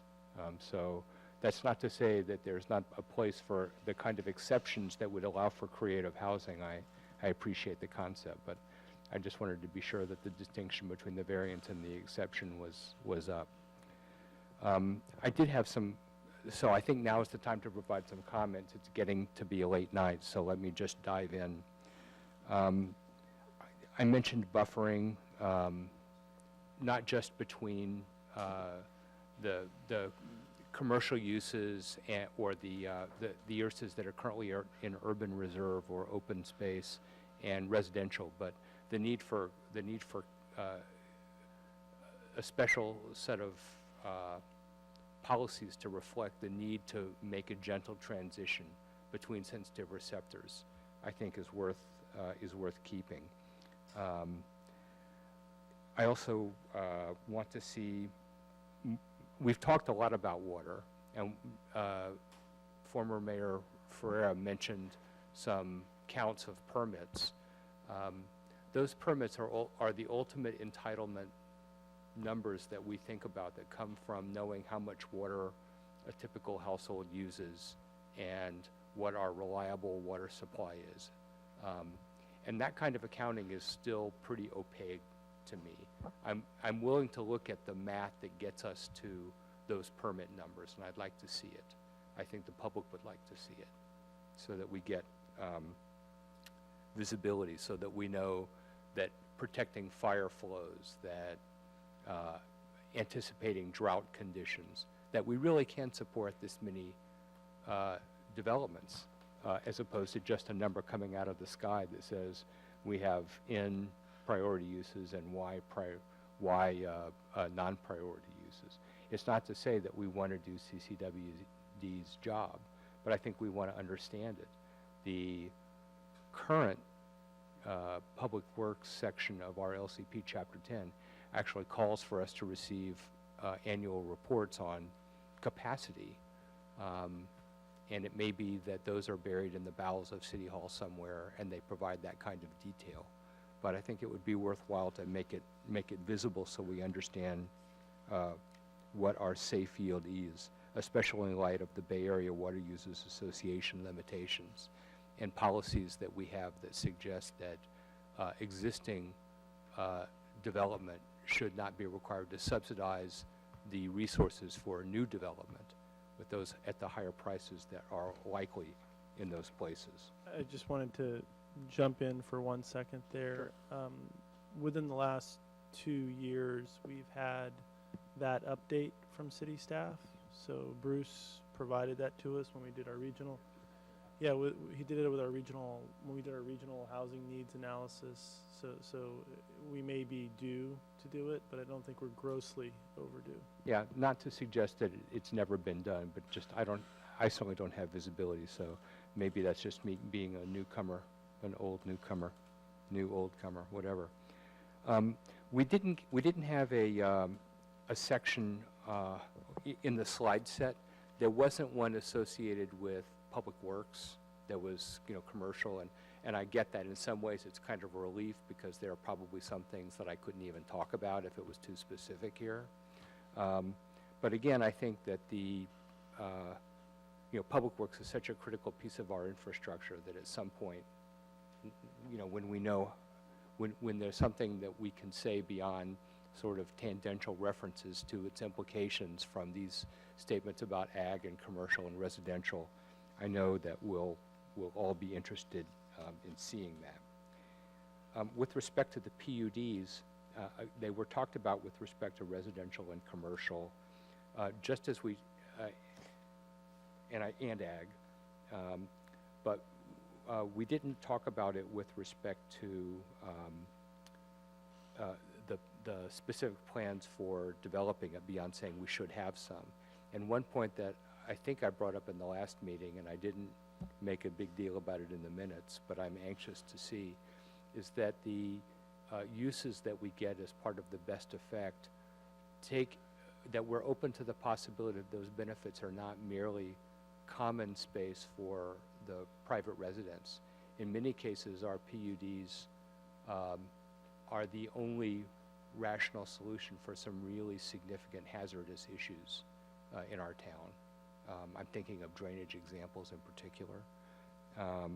And so I see an opportunity, provided it doesn't doesn't create some legal hurdle, for asking that the specific plans for the PUDs fit in and work out with respect to the alleviation of hazards. I think your comments about Airbnb or short-term rental, I guess, just so we don't Xerox poor Airbnb, are on the money. I've had some firsthand experience with that in my neighborhood. That's resulted in adjacent neighbors feeling like they needed to build spite fences, and other neighbors looking for zoning violations, and so there is a potential for really harming character here, and the details are not important, but the principle that we need to get to, a nice way to do it is right. I appreciated your comment about EV stations in the commercial area on Highway 1. The high-speed chargers is a special case example. They typically don't like to use really Tesla doesn't typically like to use really high-profile locations.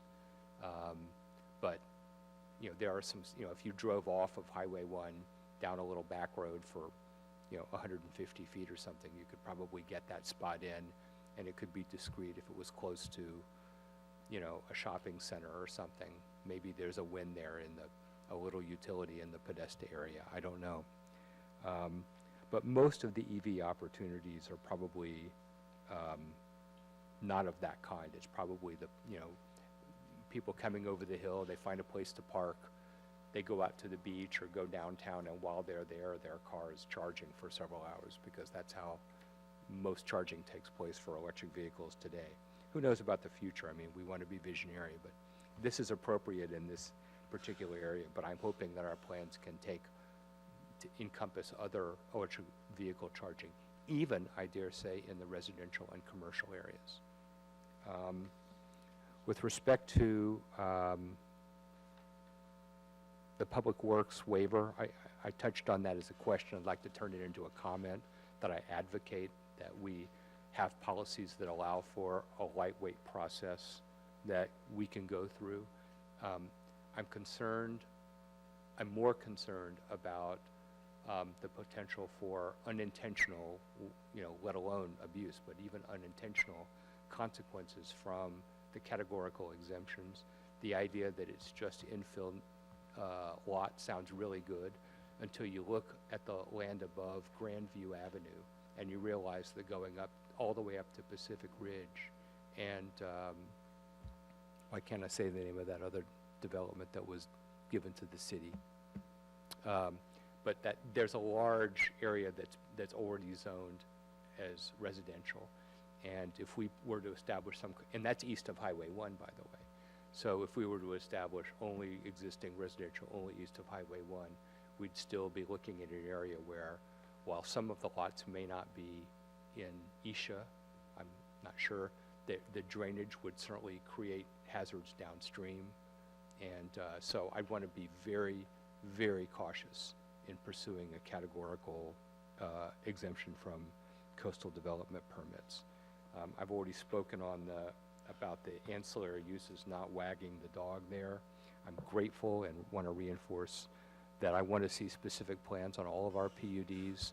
And just in case the pillars of the building aren't already going to tumble down because of the unanimity of public comment about TDRs, let me go out on a limb and shelter a little bit of the idea for it. And that is that you're right about rezoning for higher density in places where you want it. I agree, that makes sense. The great challenge is how do we downzone places that we want to see less development? And so, we want to be very respectful of those property owners' rights. And in the PUD cases, of course, we haven't laid out minimums that we'd be asking to go under. In other areas, that may be more challenging. So it's not for every application, it's not for every place, but there may be a few places where it's worthwhile. Is it worth the overhead of developing a more general program? We'll see. I don't know. I'll stop and let my colleagues get some airtime and reload. Thank you. Brian? Great, thank you. Hopefully we can answer all of Jimmy's questions with ours. So I appreciate the breakdown of this in this way. I think it's a great way to think about it and kind of be able to get some clarity of thought and kind of push towards putting things in the right baskets. See, regarding the short-term rentals, I appreciate the comments and recognize the concerns around short-term rentals, but I'm also reluctant to have sort of a knee-jerk reaction to it, just because I think. No, I'm not saying you are. I'm just saying in general. Just thinking on the horizon with various hotel proposals and other sorts of things, and just increasing demand for accommodations on the coast. If there is a pathway for responsible and accountable short-term rentals, I think it's something we should consider. My concern on the accessory dwelling units, I certainly support making sure that those are affordable. My flip side concern is how do we do that in a way that still incentivizes people to actually build them? And, so I appreciated the comment earlier from the real estate agent who came in that, it's, you want to incentivize people. And I know I have friends who are currently building accessory dwelling units who, had considered sort of trying to go through the process of designating them as affordable, but, that just wasn't really feasible because they're having to look at, how do I pay for this, or how do I, what's the long-term investment, or that sort of thing. And I just, so I don't know how we sort of get there, but I just putting it out there if there's creative solutions. I think, having an affordability requirement does take away some of the incentive, but I recognize the flip side of, if you don't have that, that overlay there, then there's nothing to really prevent it from not being affordable. I think it'd be good to drill down more into the definition of agriculture and sort of breaking up that agricultural zoning, just sort of off the top of my head, having a agricultural tourism zone, maybe a shoreline agriculture zone, and then something more along the lines of industrial agriculture, getting more towards the greenhouses and some of those more. And looking at to where we're not sort of painting agriculture all with the same brush, and looking at some of the sites that might support more of a visitor serving sort of agricultural use versus those areas that should be more focused on production of food and fiber, and then those areas that, I guess cannabis is a fiber, but more focused on, something that isn't necessarily, more of a traditional ag use. And I don't know if you've looked in this, Jill, but the state does have fairly, exempts certain solar facilities from CEQA review. And I've seen this recently in different ag zones where solar farms are proposed. Absolutely support solar, but just sort of the question of where's the right place and, defining those types of things. So I think it's worthwhile to kind of look at what are those appropriate uses, looking at the ancillary uses, the, weddings, picnics, pumpkin farms, all those other sorts of things, and, which areas serve the tourism industry, which I think is important, but, there's also going to be the other, ag production sort of end of it. I like the idea of a categorical exclusion area. I agree that it needs to be done carefully. I appreciate the comment that it should be limited east of Highway 1. I could think of a handful of opportunities west of Highway 1 where that might be appropriate, but really getting down to a very, handful of lots in like the Arleta Park area and some of those sorts of things. So I think it's, I think it probably, at the scale, you could really pinpoint those areas that are suitable for categorical exclusion. And then in terms of the transfer of development rights, I think, Jimmy said exactly what I was going to say, and I appreciate the challenge of doing transfer of development rights, and really the challenge of making those pieces coming together and making sure you have, accepting receiving sites as well as accepting givers, willing givers, but recognizing that our current scenario is really challenging as well. So moving forward with at least a pathway, and I think the question of how do we downzone kind of gets right to it. Wondering if the possibility for TDRs, transfer of development rights, would those apply to, say, some of our commercially zoned areas as well? So say if some of our large commercial properties were to eventually redevelop and to be more of a mixed-use sort of site, the opportunity to apply TDR sort of designations in some of those sites. So thinking of sort of the straw, or spacing it, Strawflower, or the Safeway sort of plaza in that sort of area, to where you could do a mixed use and sort of increase the density in there. So I didn't necessarily see that listed specifically in here, but yeah. So that's, the development rights aren't just applied to residential areas, but commercially zoned properties, and potentially incentivizing redevelopment where it's possible and feasible. So with that, those are the gist of my comments. Again, appreciate the sort of the breakdown here. Good comments. I don't think that's the kind of fiber that my mom was saying I should get more of in my diet. Moving over to Les or John. Want to thank Dr. Lester for the report, kind of insights into vision of what Half Moon Bay could be. But I mean, there's some other issues that I hear coming up, and sort of it's a chicken and egg. I mean, I'd like to be able to say, okay, here's a blank piece of paper, this is what we can do, but yet I hear about water rights. Water, I hear, can exemptions, east, and so on.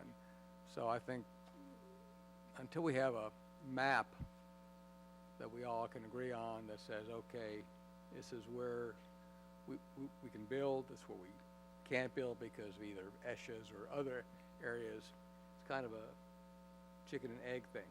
The other issue that I have, and I like the idea of a core downtown, I think that the argument that Dr. Lester made, that here you have an area where people can live, work, play, where do I get that concept from? without taxing a lot of the resources, that's a great concept. But I think the question that I have, is how to devise a zoning ordinance that, for example, let's say allows a triplex, fourplex, 10plex in an area, and yet in the past we've had rules that say, well, you can shade your neighbor, or this or that, or this might change the character. I think we need to define something that says by character we're looking at Main Street stores and so on, but once you get off a block or two, you have mixed use. And if you build a triplex and that shades your neighbor, well, this is something we want to grow into. So as far as rules, as far as setbacks, it really wouldn't make sense in a downtown core. So those are some of the things that I think, I'd like to be able to say, this is what I'd like to see, but I think that would include a lot of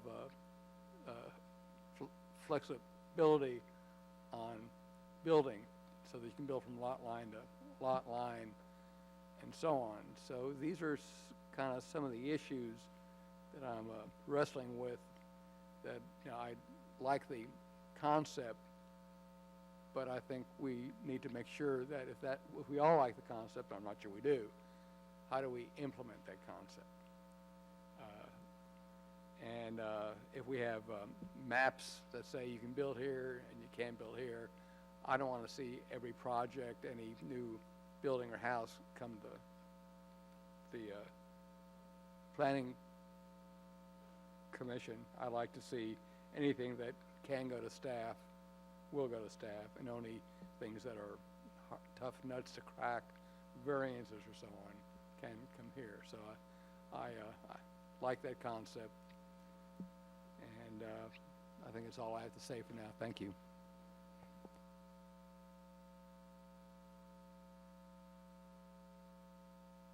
John, me?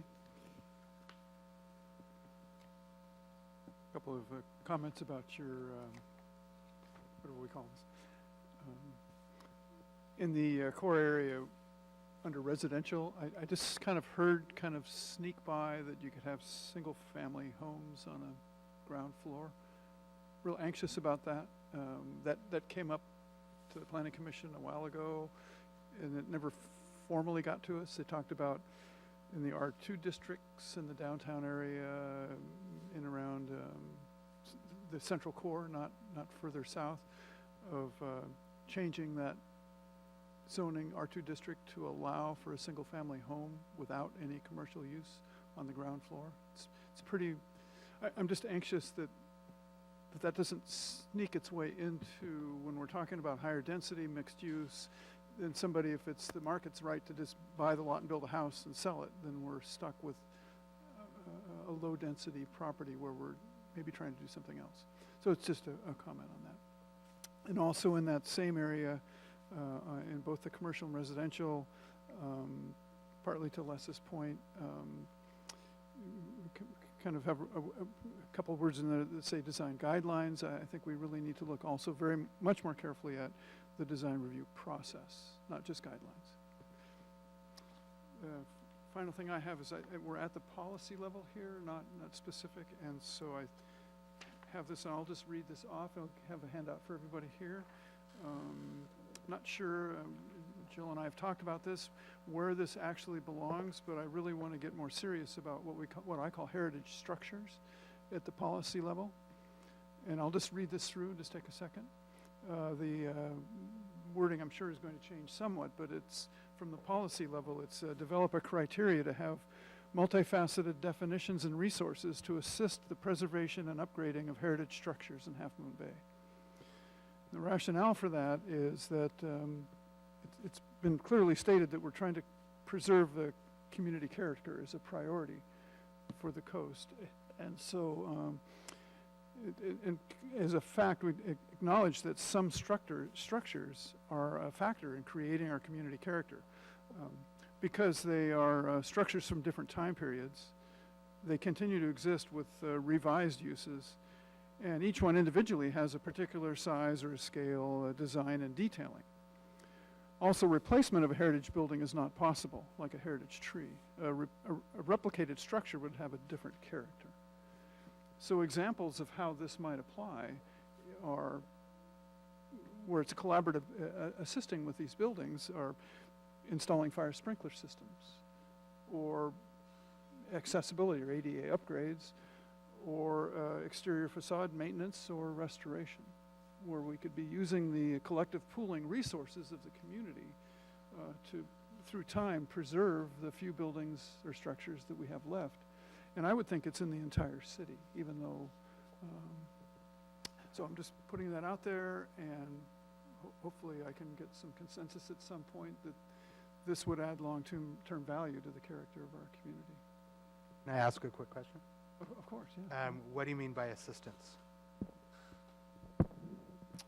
Right now, there's a kind of a dilemma between what we're saying we want, affordable housing, rents, nice-looking small-town character, and on the other complete side of that is the market forces. So a lot of these heritage buildings, some of them are residences and some of them are commercial buildings. The commercial building value is only in whatever the revenue can come to the building. And so in the commercial district, the rent per square foot on Main Street is not nearly what it is in San Francisco. And so there's not a pool of money coming in as revenue. And then if we're going to do mixed use projects and somebody decides to take an older building and make that housing,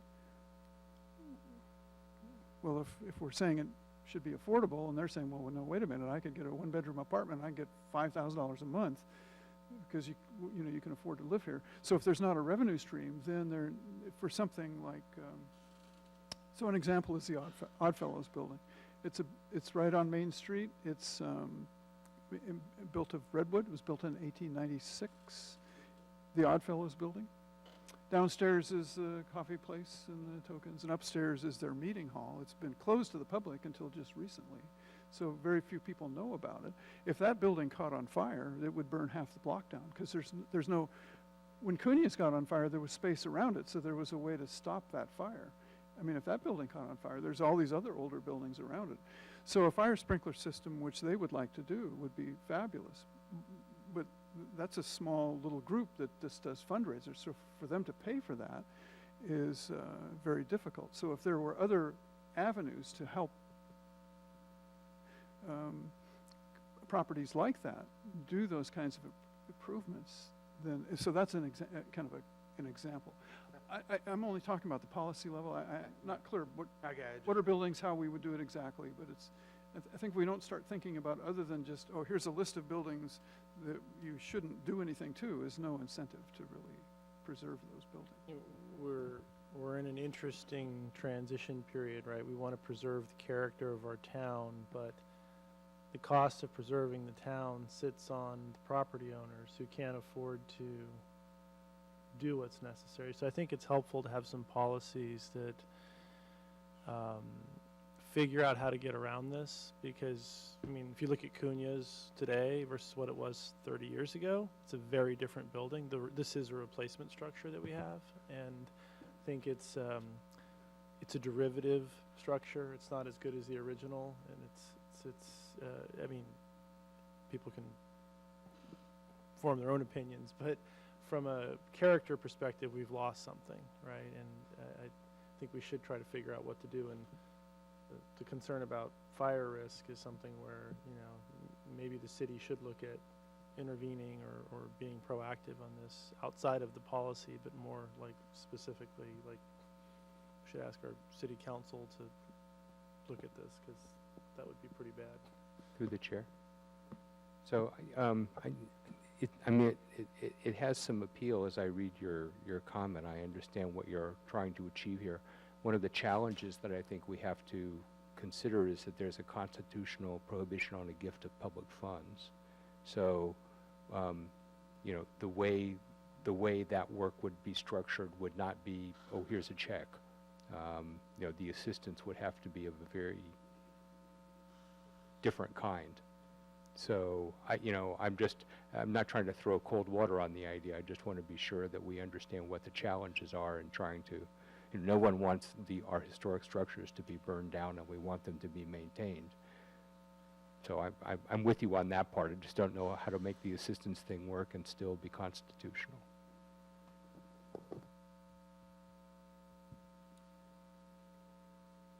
Any other comments? All right. So, boy, some interesting stuff we've covered here. We have a small city staff, and in the past, when I first came here, people threw up make it as hard as possible for anybody to develop anything so that nobody will ever want to live here. That was my general impression as a newcomer to the coast. And over the last 10 years, I've seen a streamlining of the process, so we've made some progress as a city. I do think that it's ridiculous to have city staff have to do a lot of the things that we see when there's no variance. We've made progress just having ministerial hearings, so I'm a fan of things we can do to streamline the process.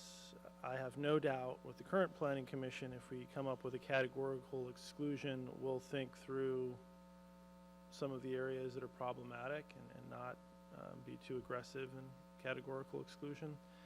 I think the east of Highway 1 concept makes sense in a lot of ways, not having Ishas. I'm sure there are other things that people can reasonably carve out as in a draft policy. I think some of the neighborhoods, including mine, Arleta Park has a lot of infill housing west of Highway 1 that, we should take a look at that when it's truly infill housing. So I think that that seems to make sense, and whatever we can do to streamline development where it falls into the overall policies, what are our priorities as a community, right? People have pretty clearly conveyed that, so I think that does make a lot of sense. I'm a little concerned, we've gotten we talk about walkability as a priority. A lot of people talk about that as really important. We have a lot of comments that some people do want and don't want commercial businesses serving their particular neighborhood, so I'd be very sensitive about that. Some neighborhoods have shared some pretty positive comments, and some neighborhoods will torch your car and egg your house if you propose things there. So I would just have a little sense, make sure whatever we do in terms of approaching the commercial area, we have some type of vehicle for community feedback as we develop commercial serving businesses in those neighborhoods. And I think more generally, I think we're lacking some things like a downtown development standard. We have housing guidelines, but we don't have a downtown development standard. As eclectic as our community is, we can have certain standards, especially when we're talking about preserving the downtown culture. So, or downtown, the culture, the look and the feel, which again, our community's asked us for. Similarly, we have no commercial guidelines or standards, right? So I think that we don't have to define exactly what those standards are. We can effectively punt and say we need to have those standards, and where applicable, we can use categorical exclusions. We can use administrative hearings as opposed to coming to the Planning Commission. I think those are the vehicles that I think would make sense and frankly take the load off of the city staff, so we can focus on more interesting things like building trails and getting back to connecting communities together. This transfer of development rights, I guess I've heard a lot of feedback from many different people about this idea. If it accomplishes the more general policy goals of removing risk from the city, getting development in the downtown core, going into a lot of the feedback we have about promoting trails, walkability, preserving undeveloped open space with a capital O, or lowercase o, lowercase s, not permanent open space, but areas that haven't been developed yet. And the community has conveyed that that's a priority use or a priority for the community. I think the city and some of our policies should look at that, especially areas west of Highway 1. I mean, it's something worth considering. The definition of agricultural uses, I'm interested in that. When you look at some of the properties, I don't want to single anybody out, but there are definitely some curious things that are happening on what I've always understood to be agricultural lands. So it's worth exploring that a little bit more. Maybe I'll save those types of questions for a one-off. I think we've covered, I mean, I share a lot of the comments that folks have here. I think we can get to a place where if we come up with design standards, we can solve a lot of these problems and stop making everything a one-off. I think that's the bigger concern that I have is everything tends to be a one-off. I am a little hesitant about deed restrictions just because my one concern is anytime we put deed restrictions out there, they don't get recorded. So I think if we are going to go into this idea of offering deed restrictions for priority water use and things like that, you should have permitting and approval that has teeth in it. So if you don't record your deed restriction, then all of your, I mean, you guys are better at putting teeth in the things than I am, but we've seen the Jenna Lane projects come forth where deed restrictions weren't properly recorded and people try to get around things. So, you know, I think we need to, if we're going to look at things like deed restrictions, policies have to have teeth in them so that when people do the murky things that people do, when there's a lot of money involved, the city's not the one left with the big legal bill.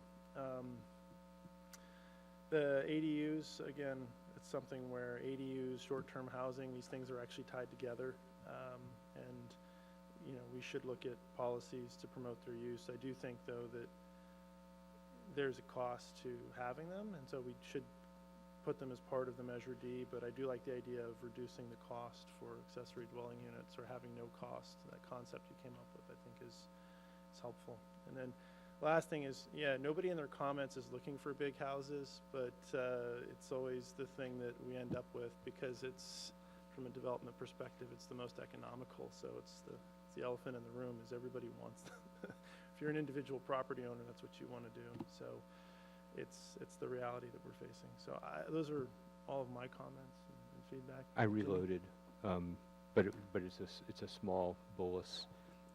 First, you asked for comments on Measure D. We haven't done that. So I like I appreciate former Mayor Ferrera's point about the nuanced accounting of Measure D and its potential to influence development where we want it. And I'd like to see us work with that. I think making them low cost or no cost as an incentive for affordable is an idea worth entertaining. You know, I don't know what the other costs are. 0 is a really small number, but I do think that there is some potential for incenting development where we want it there as part of a broader strategy for achieving those objectives. And I also wanted to just touch briefly on the comments about from my colleagues about the categorical exemptions. It's not that I oppose them in principle, just to be clear, but you know, except for those cases that you pointed out, you know, there's this spot in Arleta Park and that spot in Casa del Mar and this spot in, you know, Sea Haven or wherever they are. Maybe I'm wrong, but I don't think that's how categorical exemptions are designed to work. I think they're designed to be categories that, you know, people think to fit in. In Half Moon Bay, that is really hard to do. You know, take a good look at the land above Grandview and think about that. You know, it's already platted, it's already residential. some of it is Isha, but a lot of it may not be. But it has drainage issues, and the ability for that to sort of pass through without even a coastal development permit means that the cumulative impact would be very hard to get a handle on. Fortunately, I think Beechwood is not subdivided yet. I think the fracas was that it wasn't. I think we ended up owning the land without any subdivision. So I don't think we could hit the same problem there, but if it had been subdivided, that would be another example. So again, I'm not saying that we shouldn't think about it, but I think we really need to go in with our eyes wide open and understand that what sounds like a really nice idea could be just a disaster. It could be rife for abuse, and as I said, I'm sure that this planning commission can come up with a thoughtful policy around it that makes sense. But you're Thanks. definitely heard that. Through the chair, Yes. I'm sorry you're on the verge of finishing up here, but we wanted, thank you for getting back to the Measure D and the ADUs. I heard two of you mention some interest in the no-cost approach, so we'll go that way. I wanted to note on the category, the exclusion areas, what we were looking at, because we didn't dig into that very much. One of the things that we have to process coastal development permits for at the staff level are additions to existing single-family homes that are more than 10% of the existing floor area. There could be other ways of doing that, and so it's not just vacant lots. So in existing neighborhoods with infrastructure, et cetera, where we're looking at things like that, it doesn't have to be approached through an exclusion area. We could actually adjust the code in other ways, but just wanted you to know that that's on our mind for that staff time thing. And with regards to locations, the example of Grandview is a really good example of where we would not propose to do so. There's no infrastructure, so it just wouldn't pass the first bar of that. So we're looking at ESHA, we're looking at infrastructure, we're looking at the Coastal Commission appeal zone. You can't, I don't think it would be appropriate to do that in their jurisdiction, maybe in some cases, but anyway, we're looking at a lot of different filters for it, and we'll bring you something that is carefully thought through, and we'll look forward to your input. Oh, one more, historic resource preservation. I wasn't able to catch your eye. Yes, we can't have gifts of public funds. That said, back in the good old days of redevelopment, there were quite a few programs for historic resource preservation grants, and those grants often applied to facade, ADA upgrades, and other things like the fire sprinklers.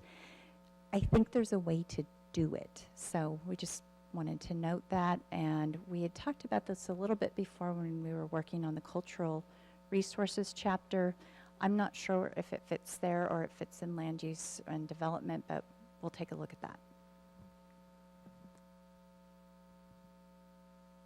Do you entertain a motion? I would be happy to entertain a motion. I move we confirm the land use policy direction presented and as modified by the conversations we've had this evening from the Planning Commission with respect to the written report and summary table, and direct staff and the consultant and staff to prepare draft chapters of the local coastal land use plan, including land use, development, public works for future community and Planning Commission consideration. Do I have a second? Second. Can I get a roll call vote, please?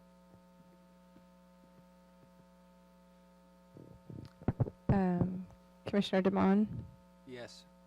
Commissioner Benjamin, Yes. Commissioner Evans, Yes. Vice Chair Holt, Yes. and Chair Hernandez. Yes. 5-0. Let's move on to item 1B, please. By the way, thank you for all of that work. Appreciate it.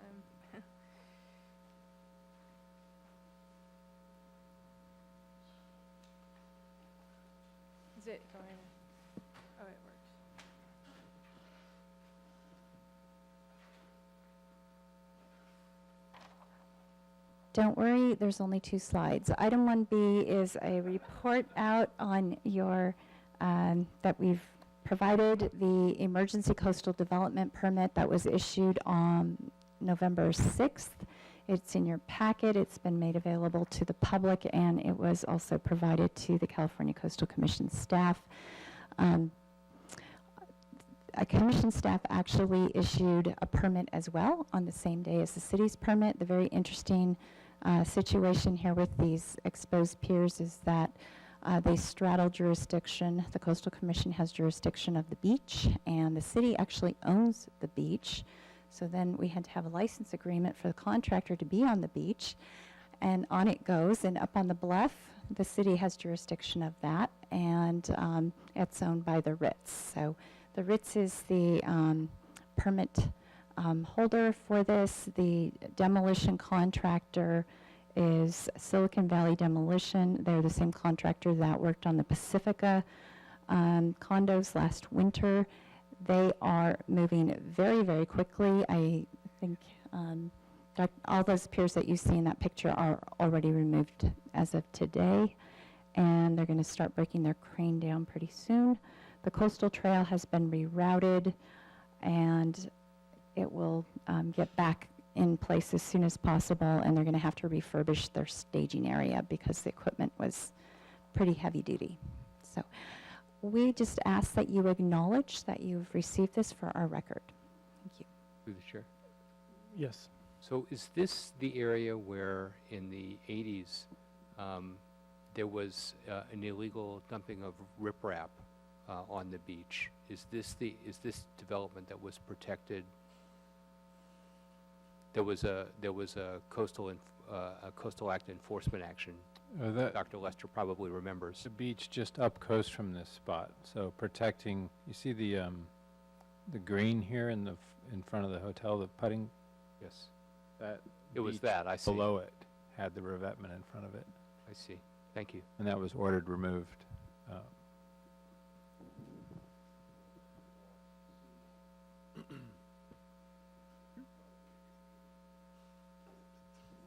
We're having a walk down memory lane here. We're hitting a bunch of them. We're old. You know, I only sort of halfway pay attention to erosion because it doesn't really mean much to me personally. When I'm looking at page 4 and 5 of this report, there's a little yellow circle where these piers are exposed, and then there's the other thing that looks like a Roman ruins that's out there in the middle. So when our daughter was in high school, played on the boys golf team, and where that little yellow circle is, that was the 18th green. Now, I'm not that old, and she's not that old, and so that's a lot of erosion pretty quickly. And I was just shocked when I saw this, because I don't see it when I'm looking from the ground. Yeah. I was at the Techonomy conference at the Ritz-Carlton last week when they were doing some of the preparatory work, and people get pretty nervous when they're going to an event like that. And what do you mean the hotel's going to fall into the ocean? So, so yeah. I mean, obviously, I know the Ritz is looking at this, but this is a major area of concern. So, but we acknowledge it. Can I get a motion to acknowledge the second? Second. And can I get a vote? Aye. Okay. Moving on to planning manager's report. All right, keeping with the theme of emergency permit work, the Seymour Ditch short-term erosion control project is complete. We are working on plans for a long-term approach. You might see some hydro seeding come in, but other than that, it's wrapped up quickly and on schedule. Your agenda forecast has been, we're maintaining what we've reported out for November 28th. The Highway 1 and South Main Street initial study mitigated neg deck for the signalization project with a coastal development permit, and then we also have 2780 Naples, a new single-family home. It includes coastal development permit, a variance, and parking exception. Everything's been noticed. December 12th, we're looking towards a joint study session with the Parks and Rec Commission. we are reviewing the draft Parks Master Plan, and our goal is to have that out to you at least one full week before your meeting. So we're shooting for December 5th. If we can do it sooner, obviously, we will do that. Just FYI for January, right now, January 9th, I'm not seeing anything going to be ready. I'll confirm it at the next meeting. And then your January 23rd session, definitely put that in pen on your calendar because we'll have something for that. Community Development Director hearings that are looking at December 13th. 2 new homes proposed on adjacent vacant lots on Railroad Avenue, and a remodel of an existing house on Casa del Mar in that neighborhood. And then an update on the Bicycle and Pedestrian Master Plan. And thank you, Commissioner DeMond. Commissioner DeMond was at our workshop on November 2nd. And the review was of preliminary recommendations. I know there's Planning Commission updates, so if you have more to share on that, that would be great. I just want to note that the next meeting on that is December 6th. It is a Bicycle and Pedestrian Advisory Committee meeting, and they will see revised recommendations. We had quite a few folks at that meeting. They gave a lot of very detailed input, and it was helpful. I've already mentioned City Council is going to discuss the potential cannabis ordinance at their meeting next week, and that meeting starts at 6 p.m. It's an early start, so we just want to make sure folks know that. And not to be outdone by cannabis, the Planning Commission bylaws will be going to Council on November 21st as well. Some tasty fiber.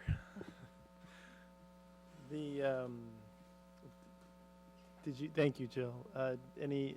Any other comment? By the way, on the December 6th, that's the same day that isn't Dr. Lester giving a presentation? I just wanted to give it clarified that the BPAC meeting's on December 7th, Thursday. It's okay. Thank you, December 7th. Thank you. Yeah. And then, yes, I sent, Dr. Lester has a speaking engagement. I don't know the date either. I think Okay, thank you. Okay. it's through the Committee for Green Foothills, and I forwarded the invitation to you all. Okay, yes. Very good. Thank you. Any Planning Commissioner updates or Planning Commission communications? Not seeing any. I'll close the Planning Commissioner updates. Can I get a motion? I'll move to close the meeting. Like a second? Second. All in favor? Aye. Thank you, everybody.